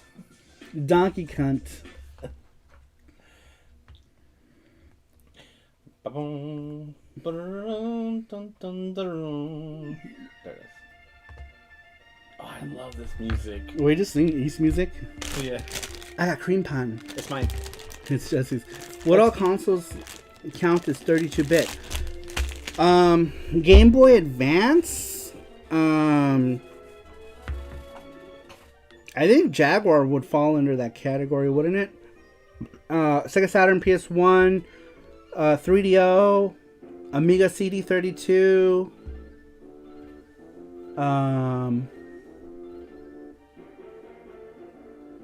What else? So GBA, Amiga CD32, PSX, Sega Saturn, 3DO, and we're throwing Jaguar in there because it was really a freaking 32-bit. No, Xbox and Dreamcast, those were all, no. Those are all, they stopped counting bits at that point, right? Because what was it, like 128 was the Dreamcast? I think that maybe, I don't know. I think they stopped counting at that point, right? I think Dreamcast was 128 bits, and then after that, it was, people stopped caring. Dreamcast is 128-bit. Virtual Boy. Virtual Boy. I think so. Is a Virtual Boy 32-bit? It might be. I don't know. N64 was 64, but wasn't far from 32-bit. That's true. It wasn't. It really wasn't.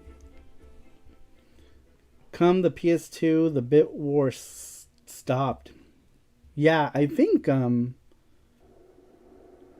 yeah, then we stopped counting. Yeah, at that point, like, it wasn't important anymore. Virtual Boy was a bit deft. What's up, Activated Complex? Welcome. It's funny, though. Like, I know a lot of people who collect all the Virtual Boy stuff. We have a few people in our crew, too, that collect Virtual Boy stuff. Virtual Boy was 32-bit, says Cerulean. But how many action games did it actually have? It had one. It had two. What? Let's see. It had, what was it? The Wario game. The Jack Brothers, Frost Brothers, whatever it's called, the Atlas thing. Sorry, just curious. What was it like having a TG16 growing up? Did you know anyone else who had one, or were you the only one? How would you rank the TG16, SNES, and the Genesis? So the Genesis was the last one of the... I loved all of them. They all had their strengths. But when I got the TurboGrafx CD, or not the TurboGrafx CD, the TurboGrafx 16, it was in 1991. And it was already, you know, like on its way out at that time. And, what is this? Is that part of the music? This weird, like, animal sounds? Yes. How funny. I love Donkey Kong Country too. But, yeah. We have all of them, I think. Yeah, we do. Anyway, so the TurboGrafx 16, nobody had one. I was the only one who had one, and I only got one because I saw the CD capabilities of it played. Otherwise, I would have never even bothered with it. And I obsessed over the TurboGrafx, the PC Engine. But in order to get to PC Engine games, I had to get a TurboGrafx CD. And so in 1991, I got a TurboGrafx. I didn't know anybody who had one. In 1992, I got the CD attachment. I think finally in like 1993, I convinced a friend to get one, and he got one. And then in 94, the other friend got one. So,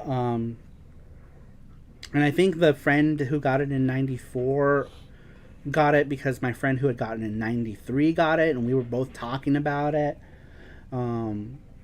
So, yeah. And then we were the only people who had it, but the friend who bought it, they were both named Will, and the friend who bought it in the last one to buy it in 1994, recently told me that he regretted it, that he should have just stuck with his Genesis. He was big in the Sega Genesis and the Sega guy, and I think he only did it because me and my other friend Will got it, and we were all into it. But only recently he told me that he regretted it. That he had more fun with his Genesis and Genesis stuff, I guess, than the Turbo stuff. But not me. I was all about it. I was all about the TurboGrafx CD. Even after it being dead, I still bought all my stuff from TurboZone Direct. At that time, I was very much into it. Really big.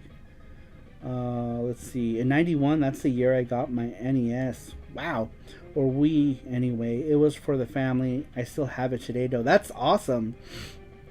I have very few things from that time. The only things that have stayed with me this long from back then are my TurboGrafx CD, and all of my TurboGrafx games and my PC Engine games. That's it. I've lost everything else in moves. I did a lot of stupid mistakes in my life, so a lot of moving. So I'd always leave stuff behind. And the only things I managed to keep were the TurboGrafx CD and the games. I'm trying to think what else. I think I have some other stuff from my childhood. And old counterfeit Famicom games that I used to buy in Chinatown. Those are actually my oldest gaming things that I still have. Bless you. Sorry. I have pirated Famicom games that I used to buy in Chinatown. Those are my oldest gaming things in my possession. From 1989, 1990. Those are my oldest things. Oh man, I'm sorry that your friend regret buying it. That hits a little close to home. I have one friend who told me once he doesn't get the appeal of the DC. I played it. But damn.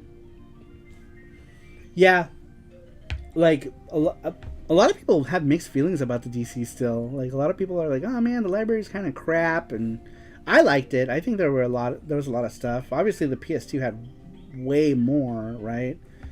And because it freaking annihilated the Dreamcast, sadly. But I think the Dreamcast had so much untapped potential. It just never got to flourish, unfortunately. But yeah, since from my teen years, the only things and then pretty much everything that I bought myself in my teen years, like my Sega Saturn, I have my original Model 2 Sega Saturn. I have my original controllers that came with it. No boxes, any of that stuff. I no longer have my original PS1 because that died so hard. But my original Saturn, my Model 2 Saturn is a champ. I had to replace the controller ports and the cartridge port because one of the controller ports was going bad in it. And in 1999, I moved in with someone who had a Saturn, and he never played it. And I think he said he had trouble reading discs, so I gutted the cartridge slot from it and the controller port. Huh? What? This just reminds me of one of my aunts. She broke my N64 because she stepped on it. Slipped. What? My aunt. So she, I don't know why, but she likes to trip on like controllers when we were playing. Oh yeah, like cables and stuff. Yeah, and she was walking and we were like, "Don't trip on the controller." She says, "What?" And she goes back and she steps on the the N64 and she breaks the thing, and then the other foot slips on the Super Nintendo. She falls. What? Why are all these consoles out? It was on the living room. Oh. But how did she land on the Super Nintendo? Because she slipped on it. So what did she break? She broke the controller port. On the Super Nintendo. Nintendo. Oh, I thought you said N64 and I was Super confused. Nintendo. Did you say N64 at first? No, I don't know. I said Super Nintendo. Oh, okay. Alright. Sorry. Sorry. For some reason I thought you said N64 in the beginning. Okay, so you guys were playing Super Nintendo and she tripped on the Super Nintendo? Yeah, well, she was passing by and she always likes to trip on controllers, the cords. And so right when she was passing by, I yelled, don't trip. And she got scared, so she stepped back and she stepped on the Super Nintendo and broke the thing, and then she used her other foot to step on the actual, the thing, and she slipped and Was she okay? I don't know. We couldn't stop laughing. I would have been upset. You guys were laughing, dude. I would have been like, Jesus Christ, my Super Nintendo. So did it break? It broke. It didn't work anymore. Oh man. But she that same day went to go buy another one. Was this like when was this? Around what time? This was like close to the end of like the life. Oh, so it's probably cheap to just go. Cheap. Probably like, the swap meet. Yeah, I was gonna say the flea market had a ton of like vendors. Be like, oh. Yeah, if it was like the late '90s, bucks. I remember. Yeah, you can always just go anywhere and just get like a super cheap like just a console for like $20-$30. Yeah. Oh. I heard N64 too. I think because my mental reaction was like, no big loss, it's a doorstop anyway. That's what I thought too. I thought he said N64. I'm sorry. And then he said Super Nintendo, and I'm like, I was so confused. But I think he meant Super Nintendo. Or maybe I just heard N64. I might have said N64. She targeted on purpose. Seems suspicious as socket monsters. No, that's what one of her daughters thought too. Man, do any of you guys have any stories about breaking any consoles? I have another one. Oh yeah. My cousin for the GameCube, he would use it as a stepping thing to look out the window, and he stepped on it. And What? His, not mine. Oh, okay. Why? I don't know. It's not even that tall. He was tiny. Oh, and the was window he? was like up there, so he would get on it so he could just look out the window. And that shit broke. Wow. I personally think most Nintendo consoles are pretty durable. They are usually, yeah, because they're you know, like kids usually play with them, right? So they're hard to break. Like the Super Nintendo was kind of a big thick thing. The N64 was too. The N64 was, you know, a power brick. Yeah. Their consoles from NES to GameCube aren't the best looking, but man, they're durable, says Mackenzie. Lol, using the GameCube as a stool. I dropped my new... What did you drop? NES. Oh, NES down the stairs. It didn't break, though. Oh god, using a GameCube that way, says Jin-chan. Marok says the Dreamcast only lived for about 1.5 years here in Europe. It's such a shame. Well-designed system. It's built in anti-aliasing, worked wonders, resulting in some games looking better for it than the PS2. Yeah, I heard heard that some games actually looked better on the Dreamcast. Genesis was the only 16-bit console we had until the PS2 was already out, and we started getting a few older consoles, N64 and SNES, before the PS3 came out, says Super Brew. Wow, that's interesting. When did you get an SNES? Was it like around the PS3 era? Was it cheap, or I'm trying to think what they would have been around that time. I'm gonna guess that they were, because I remember all that stuff was still pretty cheap. Sarumar never broke a console, but I did break a game once. Still don't regret it. It was EA's Battlefront 2 on PS4. Man, I used to have this super cool Korean Famicom clone called a Supercom.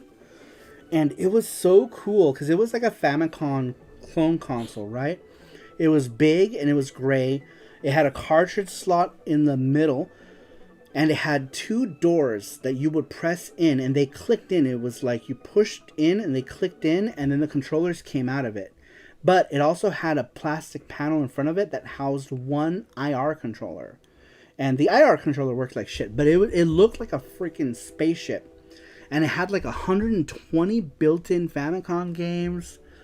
And I went somewhere. It had a Korean power brick, right, for it, and it had an adapter that had to convert. Well, one day I took it somewhere. I pulled out the adapter from the wall to take it back home, but the little hook thing that the prongs connected into stayed in the wall. So we went to a friend's house to play it, and I was like, oh no. We couldn't plug it in because we didn't have the prongs for it. And he's like, oh, just plug in the NES brick with it. And I was like, oh, yeah, yes, it is kind of like an NES. You know, and this, we were like 11 at the time. And so I plug in the plug, right, and we turn the power on, and we hear, I'll never forget that pop that it made. And then the smell, the immediate smell, it like it popped immediately, and I was so sad and heartbroken. And then I went back to my other friend's house to get the prong, but by then it was too late. You know, it was fried. It was super fried, and I hadn't even owned the Supercom. And it sucks because like a friend helped me get it too, and I didn't even own it for a month before we destroyed it, and it was super sad. It had so many built-in games too, like so many built-in games. I was super sad, and yeah, that was like the one thing that broke that I was super sad about. Soccer Monster says, I fucked up my VIC 20 because of a certain small table. What do you mean? Elaborate.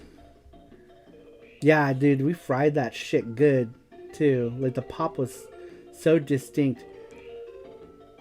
Oh, Vectrex. Is that what you mean? The Vectrex? My uncle had a Vectrex. They were cool. They were neat. They were neat. He never played it though. It was like there in the garage for me to play whenever I came over. He passed away already, sadly, but my only uncle that lived here, because all my other family lives in Argentina. The only console that broke on me was the PS3 OG. Oh yeah, that was a common thing. Dude, I'm on my third PS3 console. I've had 2 of them die on me already.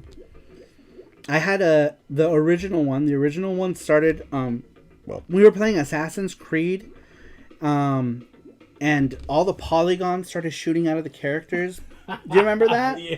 Because it was overheating. So I remember. Yeah, they had all the like the characters had like spikes shooting out of them, right? Because the graphics processor, I guess, was overheating, and that's what caused it. Like, what's going on? Yeah, and so like everything was really fucky, and we thought we were like, what's going on? We didn't know at this time. You know, this was before we knew that it was an actual heat sink issue, and this would have been like 8 years ago, huh? It was 2000. 8 or 9 years ago. Or 13. Yeah, it would have been like 13 or 14. It was when JJ moved in with us. Yeah. It would have been like 2013, 2014. And everything was flipping out. We're like, what the fuck? What's wrong? And it was mostly with Assassin's Creed at that time. Because I guess it was like really pushing it. And all the polygons were just shooting out of like the characters. And it was funny. We were laughing. And then it just stopped turning on. It would make a beeping. No lights either. No yellow light or anything. It would just be like beep, beep, beep. And nothing ever happened. I still have it. Yeah. In the hopes of fixing it someday. Because it was my original PS3. And then your other PS3, the white one, remember? That one? What happened to that one? I don't know. You turn it on and then beep. Yeah. And then off. So then after that one broke, we went to GameStop and we got a white slim PS3. And that one just stopped working one day. It just stopped functioning. We don't know. So then I got a fat Model 2 for $30 at a Zia Records 2 years ago, right? 2 years ago. And that works. One works like a champ. Yeah, that one works great. Which is crazy because it's older than the new Slim that we bought, you know? And the Slim died. The Slim died, and it's the fat PS3 that's still working. We should plug it in and make sure it's still working. Oh, you're right. Just to make sure. I hate having to say that because like we can plug in any of these old consoles and I can guarantee you they fire up still, you know?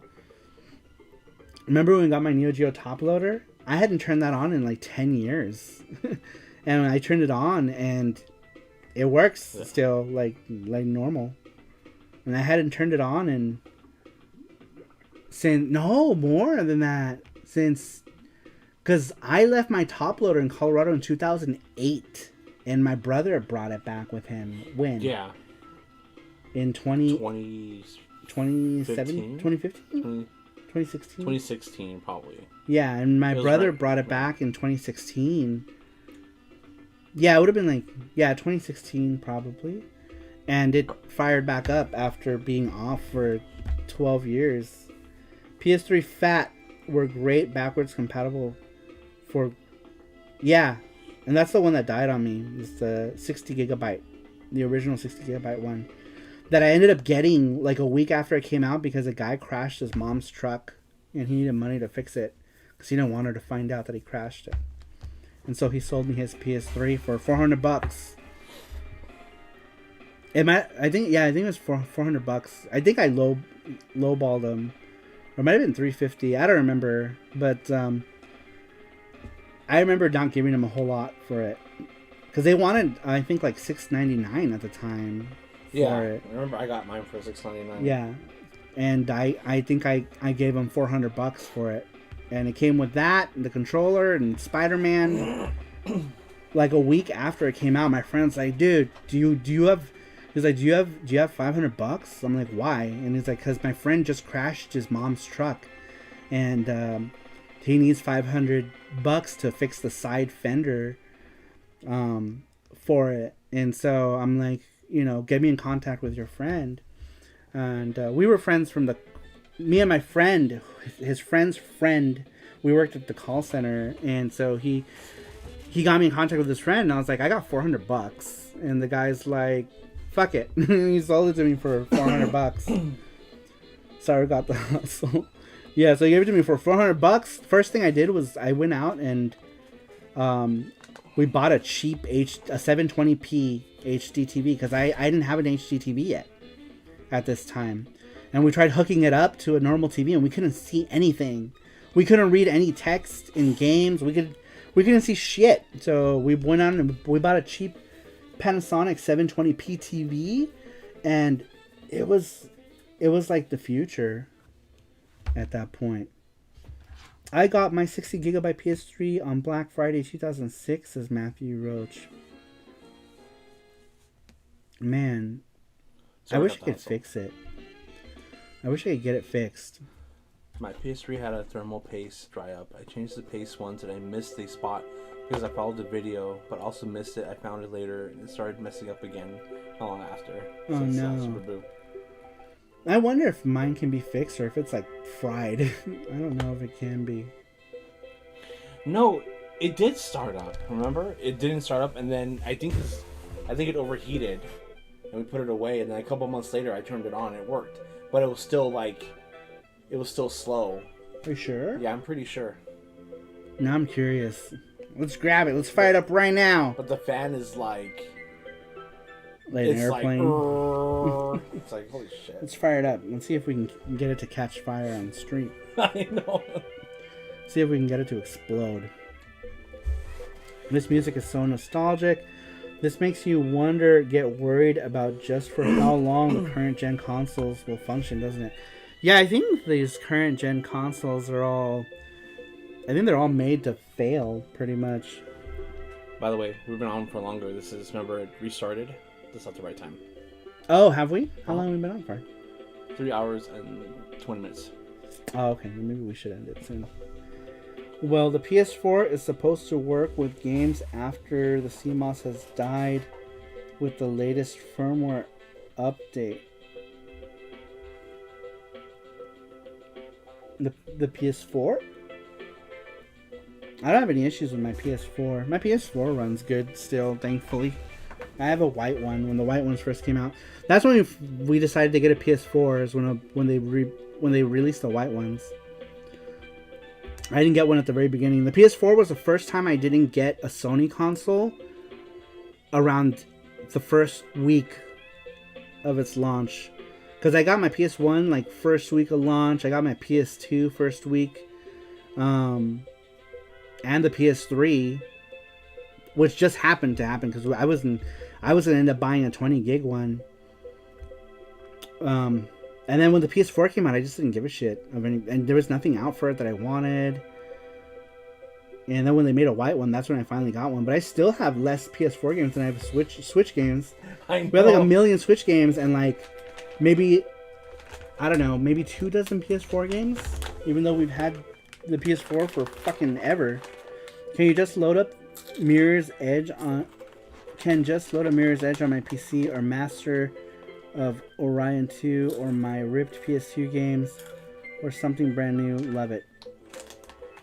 they fixed the CMOS battery problem that would happen in the future when the internal battery dies. Oh. That's the thing. I haven't powered on my PS4 since I got Sakura Wars. Since I got the Japanese Sakura Wars. Because I bought the American one and it's still sealed. I haven't opened it yet. PS4 disk drives seem to have a lot of issues. 2 of my PS4s have to be spanked to load a game. Really? Like, it's like the PS1 all over again. Do you remember the PS1? You had to fucking put that shit upside down. Or, you know, back then people were calling it was the PSX at the time. Magazines always referred to it as PSX. And PS1 was the little white one. Those worked perfectly. Those little white ones. The PS4 had a serious design flaw. Oh, gotcha. Umami. Disk read error. Spank it. Starts working. What do you do? Like smack it on the top of it? Work, PS4. The PS4, my first console I ever bought with my own money. I remember staying up till 3 a.m. in the morning. I would have been 18. I can barely stay awake, and I had an exam first class in the morning. Wow. PS2 had disk drive issues. Oh yeah, dude, my FAT. I still have my original FAT, and 1 out of like 10 times it will actually read a disc. It'll say like disk read error. And now my Japanese, I have a fat white Japanese one, and that one's kind of still. Sometimes it takes a while to read stuff. Like the dual layer stuff sometimes has trouble on my Japanese one. I'm like, no! Why? And then I have like 3 Slims. Those all work fine. All the Slims don't have any issues. Yep, while the driver's making funny sounds, spank the top. How funny. Xbox One apparently has a problem still for digital games. They would always play disc games though, if I remember correctly, but all the backwards compatibility stuff goes away when the servers go down. Oh shit. That's an issue. My original Xbox still works and never had a problem. Yeah, I still have my OG Xbox. Still works too. And I hadn't booted that one up in like 12 years either. It was one of the things I left in Colorado that my brother bought back, because I had left a bunch of stuff in Colorado with my brother when I moved away from the country. And when I came back to the country, I didn't move to Colorado. I moved to Los Angeles. So my brother had a bunch of my shit for, I don't know, like fucking like 12 years. My GameCube, to get it working, you basically have to be a DJ to get the disc to spin and pray for the best. Really? I never had any issues with GameCube. I've had so many GameCubes. I've had like 5 GameCubes in my life. What happened to the days where you could just replace the battery very easily like the Saturn? I know! Why do they gotta make it so fucking hard? Dude, the Saturn was so easy. And then the Dreamcast came around with the stupid fucking battery issue thing. It was like soldered into the board. Like, what kind of shit is that? Why would they do that? Why? Why would they do that? Publisher started messing with us is what happened. My PS2 might only need the pots adjusted, but I just ripped my disc for use with PCSX or PCSX2, so I'm good.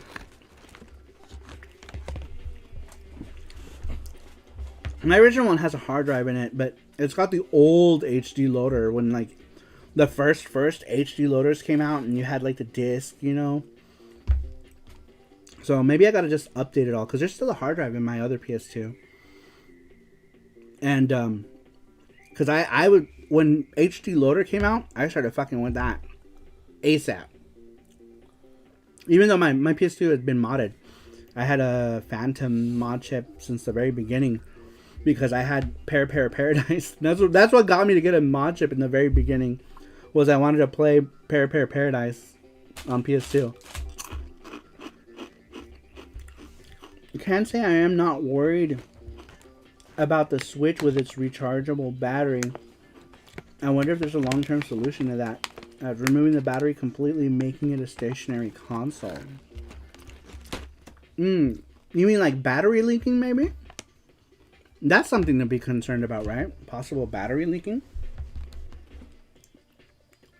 Fans will still patch games for the emulated versions. Plus, you get solid frame rate, quick load times. It's a good life. Man, maybe one day I can try that shit out. Let's see here. Fans still... That's cool. Speaking of the OG Xbox, it's funny how we're getting SpongeBob SquarePants for the Cosmic Shake, which is the sequel to the 2003 game SpongeBob SquarePants Battle for Bikini Bottom next year. What? I don't know about any of this. I don't know. I really want to try the Nickelodeon All-Star thing that they have or something. Oh, is that the one that has like Ninja Turtles in it too? Yeah. Where you can fight. Everyone's saying it's pretty good. Is it out? I don't know if it's out now, but they've been testing it out. Oh. People have been testing it, I'm guessing. Like... A lot of people are saying it's good. On where? On YouTube or? Yeah, I saw it on YouTube. Ever have a console corrode on you? I can't say I have. Like by itself? I've seen like Super Nintendos used to do that, like in the metal panels they'd corrode. But it still worked for the most part. Mackenzie says, sorry Mario, is it just me, but Nintendo and Sega's consoles always feel like better build quality over Sony's and Microsoft's? I never have disc reading problems on their systems. Yeah, that's possible. You know, I never had any issues with it. With like GameCube, I never had any issues with GameCube reading discs or anything. Those things are they're pretty durable. But I guess it was the luck of the draw because I knew someone who was just mentioning, who said, was it Socket Monster says he had an issue with his GameCube, and I had a friend who had an issue with their GameCube reading stuff as well. But like I never had any issues with the GameCube. Me either. Really, those things were always, you know, I remember my first purple GameCube that we ever got, and then we got a black one too, because at that time, you know, I lived with someone, we were dual income, so we would just get like stuff like that. But nowadays I don't buy anything in doubles anymore, but back then I did. Right now it's like me and Jesse pretty much live off of my work income and whatever I make on, you know, YouTube and Charms and stuff. So, but back then I had like 3 GameCubes, because then a silver one came out and we bought it, and maybe that's why I never got to see any of them break, because we had so many freaking GameCubes. None of them got any wear and tear. But the first purple one, we always used the purple one a lot. The first one. And then all those GameCubes got left in my car, and my car got repoed. They took all the GameCubes. But we now have 3 GameCubes again, I think. Mm-hmm. My television is corroding bad, and wondering if it's just me. Where is it corroding? Like, where do you see it? Where do you see it happening? These consoles are not built to last these days from Sony and Microsoft. No. Dude, it started with, like, PS1, man. Those PS1s were horrible. Oh, my very first console that broke was 360. It had the ring. Oh, you got the red ring? Uh-huh. And I was looking up, I forgot where. They were like, oh, just put a wet towel on it and turn it on. And it worked. It worked for like 2 months and it died again. Remember when we went to Australia, I was like, oh, look, my 360's still here. We should tell Beck and see if it'll power on. Power it on. Still power on. Oh, no, it's such a mess, though, because I had to buy a transformer to play my PS3 and the Xbox, so that's probably why it's sitting in a shelf doing nothing. We should have just brought it back. No. Yeah, I didn't think about it. But, I mean, like, we didn't care. It was like, we were doing stuff. I wanted a picture. I'm almost afraid to touch it. Really? Yeah, take a picture. Yeah, put it in Discord. I want to see. Sorry, Martin, speaking of GameCube, I'm pretty excited. I'm so tired of GameCube action replay discs. So I'm going to be importing an Orange Spice GameCube from Japan.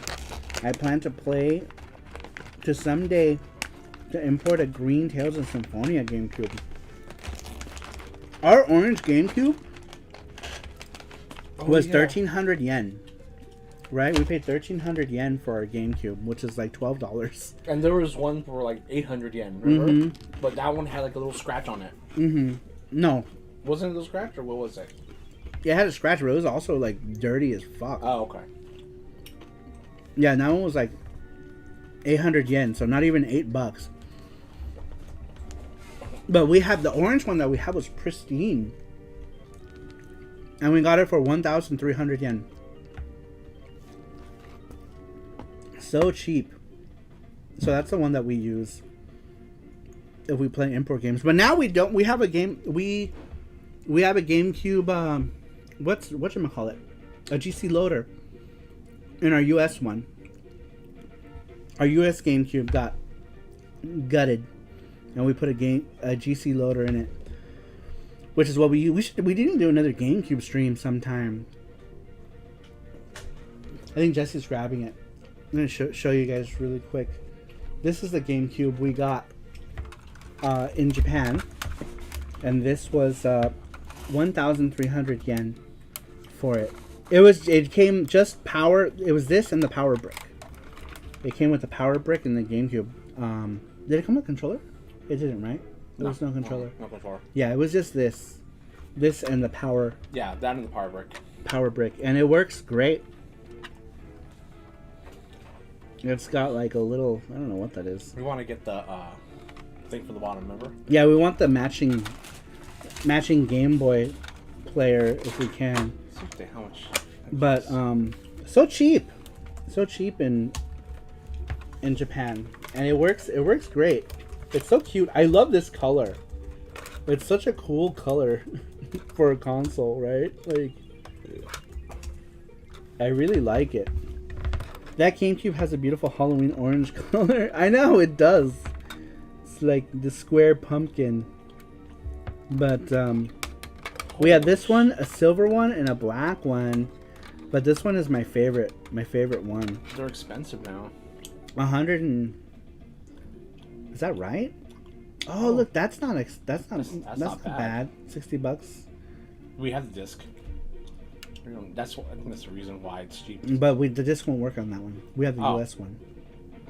We have the US one. I mean, you don't need it. We have it. It'd just be nice to put it on the bottom, you know. We don't even need to use that Game Boy player disc anymore. No.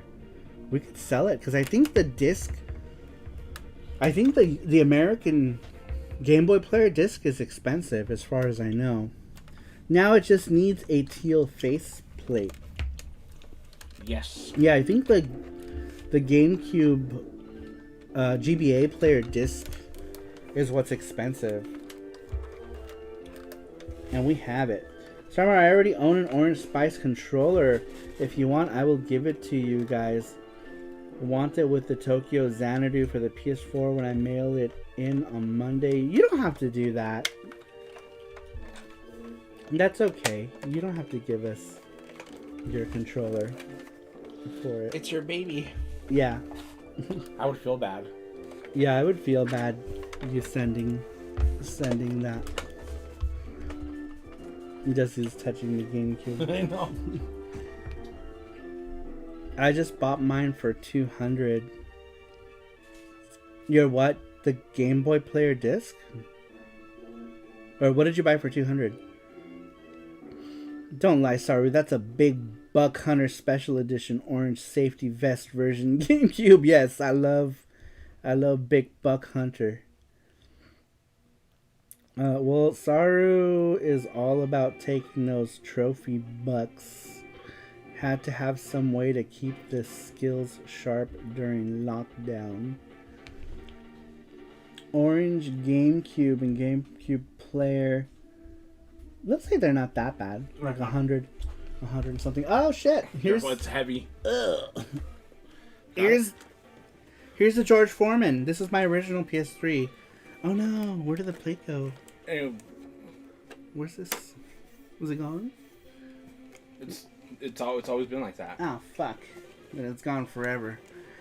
Here, this is my original one. Oh my god! It's fucking heavy. Fucking heavy, dude. Jesus Christ! Yeah, bought the player. Someone... Bought the player and disc today for $200. Holy shit!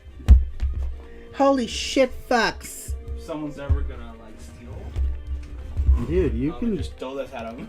You can. Would you believe this thing traveled with me to Australia and back? I believe it. George Foreman panini maker. Dude, this went with me to Australia with my 360 and my tower. I took my tower is still over. My tower is still in Australia. I took my tower to Australia, and the lady's like, she was like, what did she say? She's like, are you moving here for crying out loud, or something like that? And I was like, yes. And then she was like, oh. I'm like, at least for a year. And they were like, and the lady was like, oh, okay. Like, yeah, I'm moving here, stupid.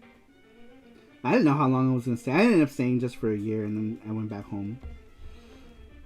Oh god, the fat PS3. Why did Sony put so much useless crap on the console? Dude, it's so heavy. Had to travel for a month for work once. Took my PS4, 2 controllers, and some 25-year-old whiskey. Yeah, the PS4 is nowhere near as heavy as this thing. Jesus. Jesus Christ, this thing is super heavy. Had to travel for a month for... Oh, I already read that. The PS3 could crush a punk-ass toddler. Dude, it could probably crush the skull of a full-grown human with ease. Dude, this thing is crazy heavy. I'm looking at all the random logos on it. Bluetooth, HDMI, Dolby, blah, blah, blah, Blu-ray. Yeah, this was a magical device, though, when when the PS3 first came out and you got them Blu-rays. It was like, wow! I can see all the pixels! Careful, you don't damage the table. Oh, you're right. I did slam it into the table. No, what? I didn't hurt the table. Thankfully, these are like cheap IKEA tables. We got them. They were not $10. I'm just kidding. They weren't that cheap. But yeah, we have this desk right here. It's just 2 IKEA tables that we put together. They're like little dinner tables, I guess, or eating tables.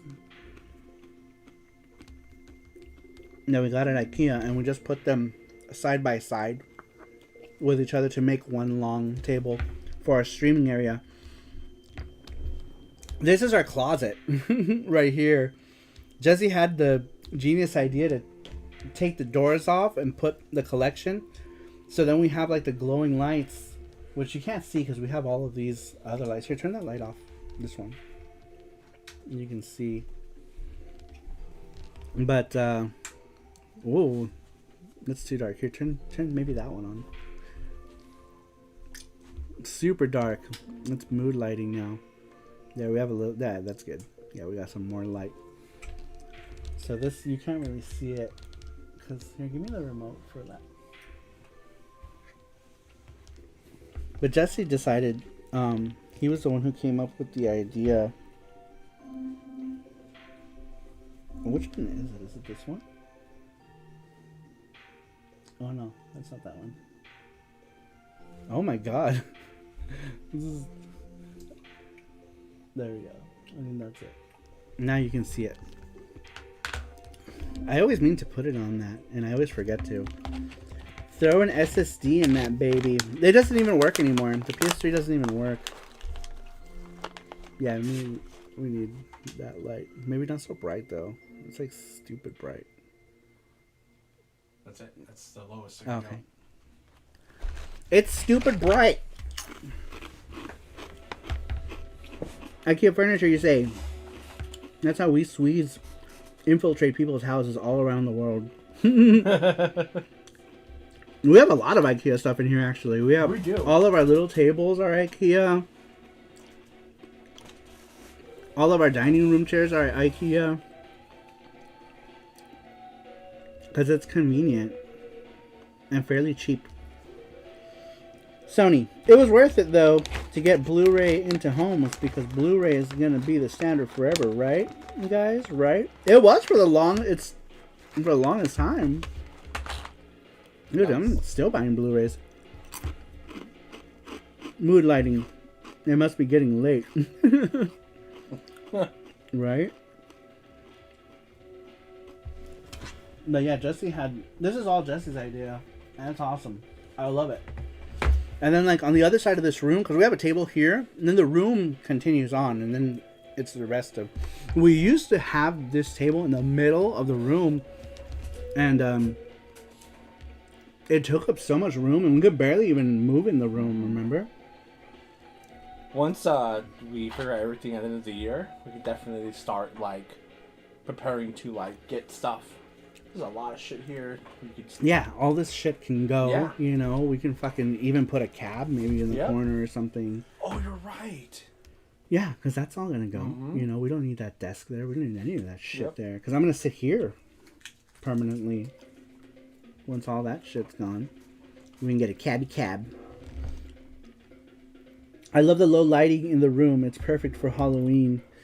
Man, I wonder what we should play for Halloween this year. Oh, yeah. What did we do last year? Was last year PT? Yeah, it's PT, and never again, because I got super dizzy for 2 days after. Oh, yeah. Man. And then before that, we did Fatal Frame. Someone suggested something. I forgot who it was to play for Halloween. What was it? They said, you should play this game for Halloween. We're like, yeah, we should. I think it was like Castlevania or something. I don't remember. It was in Splatterhouse, because I beat that. No. But I forgot. There was a game someone suggested, and we're like, yeah, I was remembering. I'll remember. Nope, I forgot.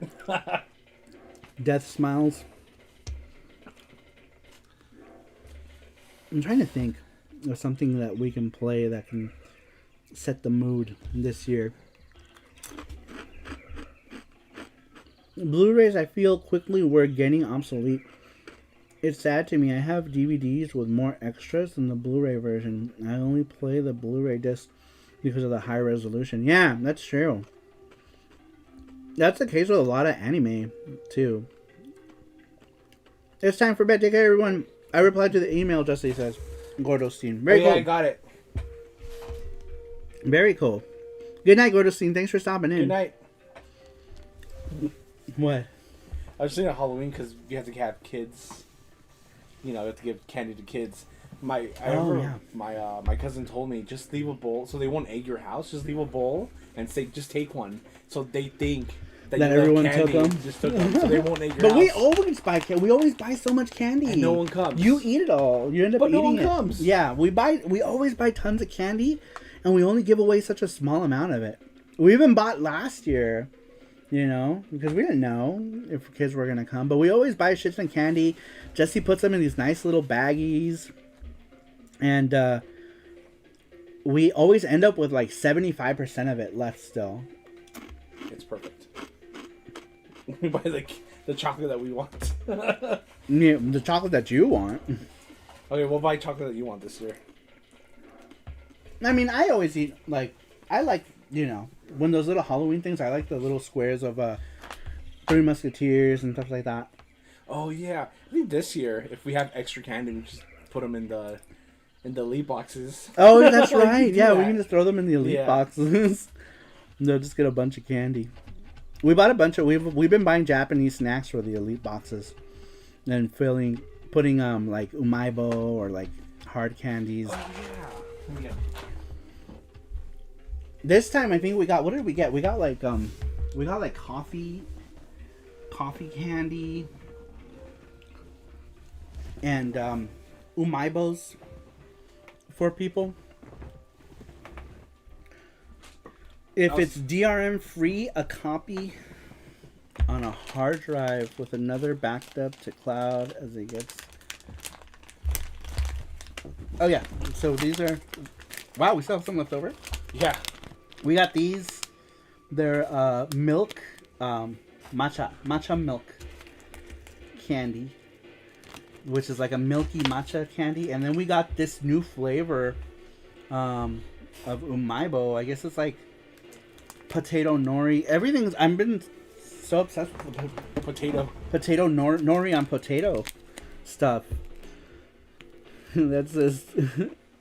There's a happy potato. He's a jagaimo is the Japanese word for potato, and that says jaga jaga does it. Why that's so funny? Jaga jaga. Kodowari no. I can't read that, but yeah. Usually we throw in snacks for the elite boxes. You played Rondo of Blood and Clock Tower in 2020. Oh, okay. Okay. What did we do? What did we do the year before that? Oh, you're right. Then that must have been PT. PT was 2019 yeah. then, right? I'm trying to remember because we did 1 year we did PT. And then I think did we do a Halloween? Did we play Fatal Frame? I thought we played Fatal Frame. I don't remember. Was it the first Halloween? I think it was the first Halloween we did. I think the first Halloween stream we played Fatal Frame. Oh, look, this got... What happened? Hard? Yeah, it's... You can't leave those kind of things. Look, holy shit! It was so soft. I didn't eat my fish thing, and now it's like hard, especially here because our climate is so dry. So I was like, you know. Yeah, you can't leave anything. Yeah. Even if you drink, even if you put out like a glass of water. Yeah, it's really dry here. What are these? Why are these here? What are these? Crybabies? Oh, you should ask. Who knows what crybabies are? What are they? What the fuck? What try? Do you know? No, I don't want to try. I already see it's extra sour bubble gum. Who's had crybabies before? What is this? What is happening here? I need the clock tower not too long ago. So weird looking. Double Bubble. America's. I remember Double Bubble. I guess they make this too extra sour. Lemon, cherry, berry, orange. How sour is it? Is it like? Oh, not sour at all. Oh, really? Yep. I don't want any gum. They used to be sour, like even more sour when I was younger. Super sour, right? Yeah, they're super sour. Super sour. I remember we used to get them at the Crybabies. The paleteros or the trucks. Oh, they would yeah. sell these for 25 cents each. Oh my god, they made a killing. Yeah, they made a lot of killing. Yeah, and these are popular in the mid 90s. Like, quarters, let's get them. And then we would all challenge you, here, put these all in your mouth and we'll give you $1 to my little cousins. What did he say? Is it just me? Is it me but stupid that Blu-ray players need to update? Like, why? My DVD player has never had an update once. I'm so tired of modern games updating or patches. I'm just using Sarah and Jesse. Best game stream of the year so far. Says Mackenzie. What? What? I like how this arrow's pointing. Yep. To the ball. Mm-hmm. I like that. What are we talking about? What are you doing? This is doing mischievous things.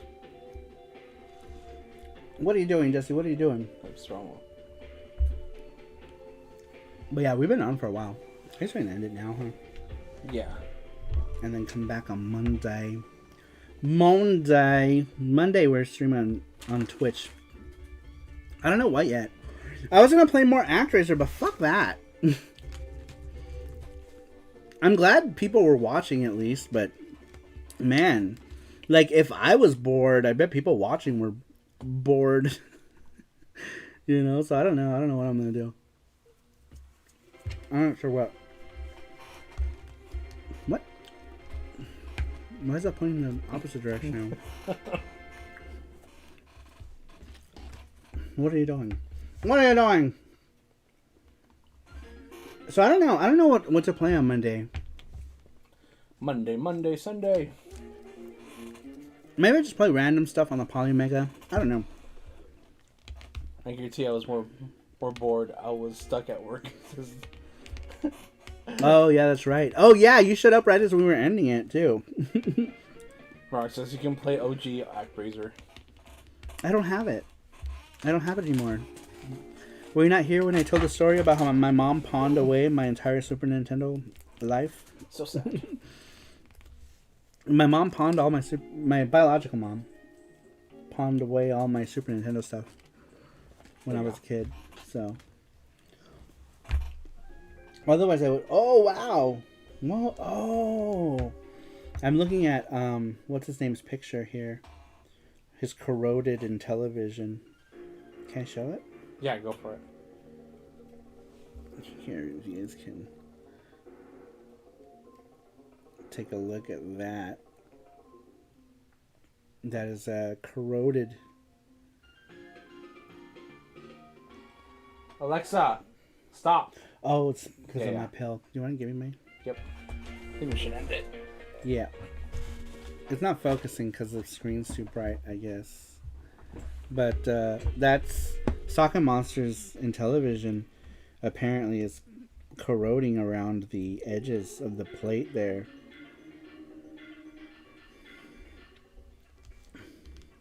Wow, that's crazy. Sarupro says, "Oh yeah, they do that."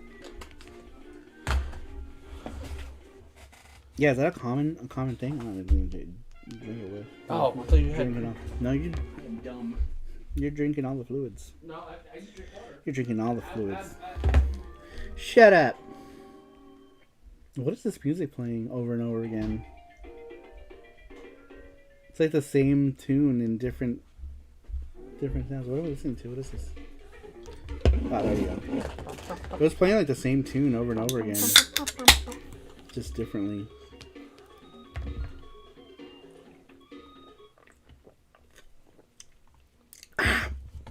I'm like, I have an issue with my throat right now. Touching it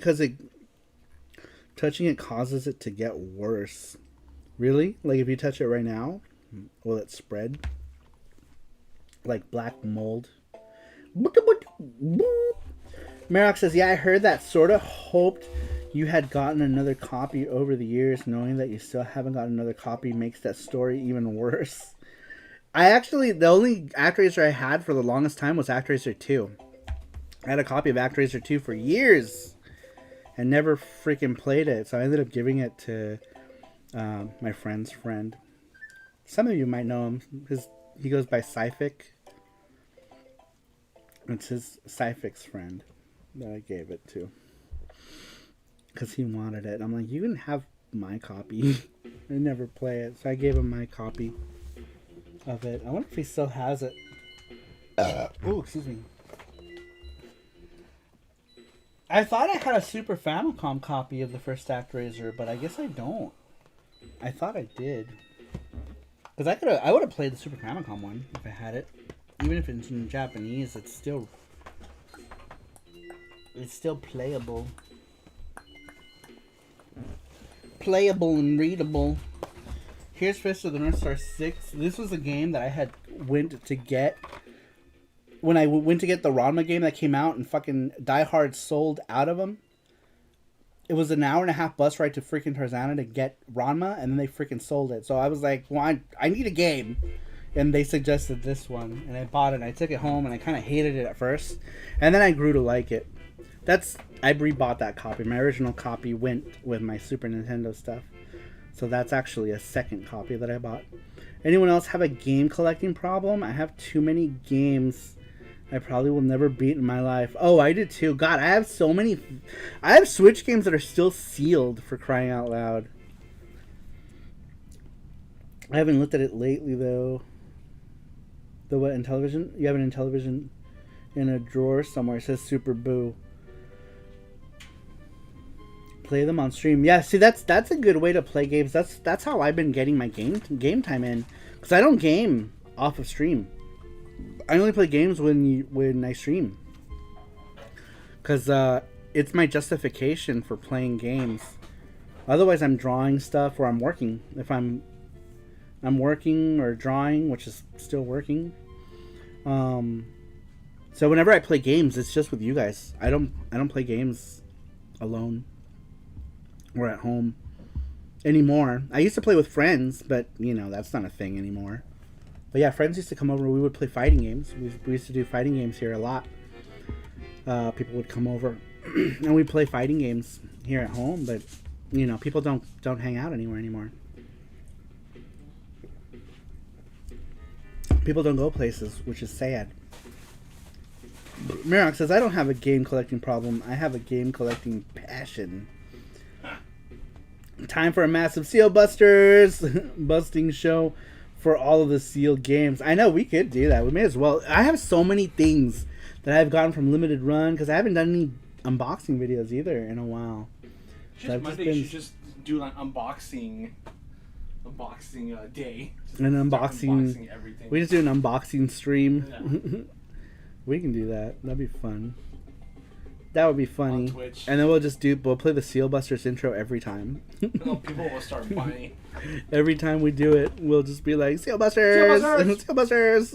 Seal Busters! We'll just do that every single time. Every single time we do one. Summer, I think my backlog list is growing faster than I keep up with. The list is probably taller than me, and I'm about 6'2". You are a tall boy. I'm short. I'm 5'9". Jesse's like 5'7". We're shorties. We're like these little fat nuggets. Isn't that every gamer? Unopened, not beaten games. Just beat it. Yeah, there's a lot. I have so much stuff that I have to go through, and I don't know if I'm even ever gonna get to it. So many games, so little time. Oh shit! What did I do? There we go. The Marios. Do the Marios. Fuck! It's 1 a.m. already. All right, guys. I'm gonna go ahead and end it here. We will be back on Monday. Jesse, what is that? What is candy. Jesse's eating candies. What are you eating? Is that one of those things? Mm. Are they good? Have you had one yet? They're good. Yeah. I just opened Prinny 1 and 2 right now. The Switch one? I was thinking about getting that one because I never actually got Prinny 2 on PSP. I got the first one. I really liked it. I really liked the first Prinny, and then I never brought Prinny 2 on the PS2. Well, then I said to myself, you know, maybe I'll get the Switch one, but then I never got the Switch one. Somebody was telling me the collector's version of the Switch one was shitty. I don't remember who. But somebody was saying the collector's edition for the Switch printed game was crap. I don't remember. Yep, the Switch one says Ondo Gamer. Matthew Rich says this was a great stream. Thanks everybody for stopping in. I really appreciate it. We will be back on Monday on Twitch. We'll be streaming some games. I haven't decided what I'm going to stream yet on Monday. I originally wanted to do ActRaiser again, but fuck. It felt like a chore playing it, so I don't think I'm going to be doing ActRaiser. Or you could do Castlevania. Which one? The new ones that came out. The collection? Uh-huh. I didn't buy it though. Oh. I didn't buy that. I just bought the one. Maybe. I don't know. We'll see. I don't know what to do on Monday. I don't want to do like something that everyone's playing right now either though. Nice seeing you boys, says Socket Monster. Anyone play Romancing Saga 3? Says 8626. Welcome 8626. That's a new name I haven't seen. Hello and welcome to the chat. Where are you from? We're interrogating. No, so usually when we do these streams, it's pretty much just like, you know, the Saru crew, and it's in subscriber mode just because, you know, I want people to subscribe so that they can participate in the chat. Because like we had a trolling problem too on YouTube. We had a regular troll, so it helps keep trolls at bay to just leave the chat in subscriber only mode. So I don't know if I ever explained why we were in subscriber only mode, but it's mainly just because we had issues with people trolling. You know, and it happens. You know, people troll. People, you know, people are dicks. I have the original printing on PSP. Not sure what they changed with the Switch version outside of upscaling. Yeah, I don't know. I have the first one, the first printing. I never got the second printing game, so I was gonna just get the Switch collection. But I might just get the cart only. Is there a cart only version of it, or do you have to buy the whole collection? What did Super Boost say? He says someone should do a parody song of "Beat It," but change the lyrics about games. That would be funny. Are you looking for? Printing for the Switch? Yeah, printing for the Switch. Let's see. Oh yeah, I guess you can get it. Damn, $34.99 used at GameStop. Shit, at that price, I may as well just buy the collector's one. 'Cause I think the collector's $60, collector's edition. But I heard a lot of bad stuff about the. $59. They're saying that the book is like shitty and cheap or something like that. Wait, that's not Prinny. That's Prinny Presents. Oh. That's not that's not 1 and 2. Prinny 1 and 2. There it is. Oh, it's $129. The collector's is $129 now. Fuck that. I guess $34.99 at GameStop might be it. Damn. It's kind of expensive. It used to be $50. Yeah, I didn't get that. I wanted to get it because it came with that like Prinny Nano Blocks thing. That looks cool. How is it compared to the Twitch situation with all the hate bots? Well, Boo said he was busy like deleting like hate bots today or something like that. We got hit the first day, and then Super Boo and Stride did a good job of blocking all of them. The Stride did block some people who were real people. Yeah. Because they messaged us. We got some people who were people saying they asked us why they were blocked on Twitch. Yeah, I'm like, oops. And I guess they were blocked by accident, I guess. Nice America Physicals seem to have low print runs lately, so they get up in price if you miss out. Is that the collector's edition? They don't have it. Yeah, it's all sold out. But somebody said that the quality was crappy of like the extra items that came with it. So maybe I'll just get the one. Didn't you want this? World's End? World's End Club? No. No. You're thinking World Ends With You. Oh. The World Ends With You is what I wanted on the Switch, and I never got it. Stry and Boo are good dudes. Yeah. Dude, Stry and Boo were still busy that day. Yeah. They were on it. They were deleting all the bots. Yeah, we were getting pounded. Absolutely pounded with them. We were panicked. We didn't know what to do because we hadn't experienced it. We heard about it, but we didn't quite know what the deal was. So we were panicked. We were like, what do we do? Right before the stream even started, we were getting. Yeah, we're like, oh, we're getting followers. Yeah, we were getting hammered with all followers. this. Yeah, we were like, oh, cool, followers. And then like, wait, something's wrong. We're getting too many followers. So yeah, it's a thing. It's a problem. But yeah, Super Boo was saying that the Haas bots are back and on full throttle. Do you remember when good thing you had it on emote only? Yeah, because I had it on emoji only mode when that happened. Yeah, Nice America games are pretty low print run nowadays. They are in quite bad financial shape. 2 years ago, several employees weren't getting paid. Holy shit. That's not good. That's never good. But yeah, we will be back on Monday. Do we have a Twitch link anywhere here for people?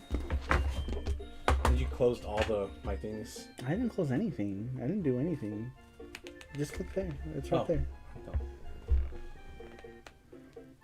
I didn't do nothing. Here we go. Bots on Twitch There it is. are gross assholes. That's our Twitch link. If anyone's not following on Twitch, we're going to be streaming on Monday on Twitch.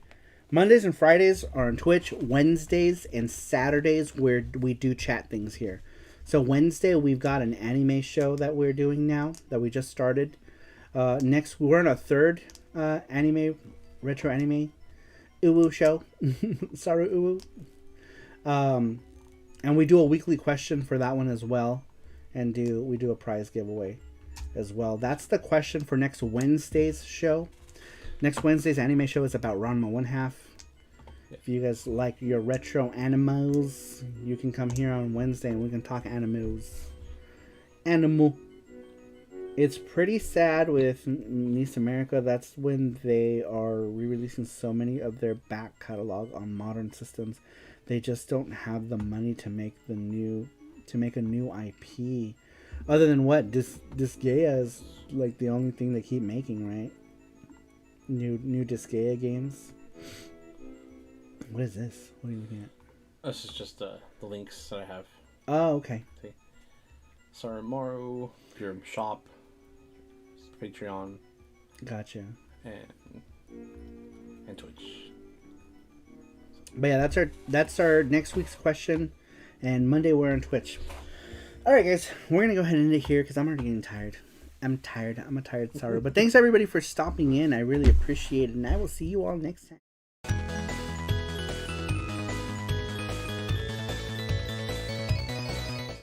Sorry, that was Jesse getting My fault. I'm so getting sorry. overzealous. But thanks for stopping in, everybody. I will see you all next time. Bye bye.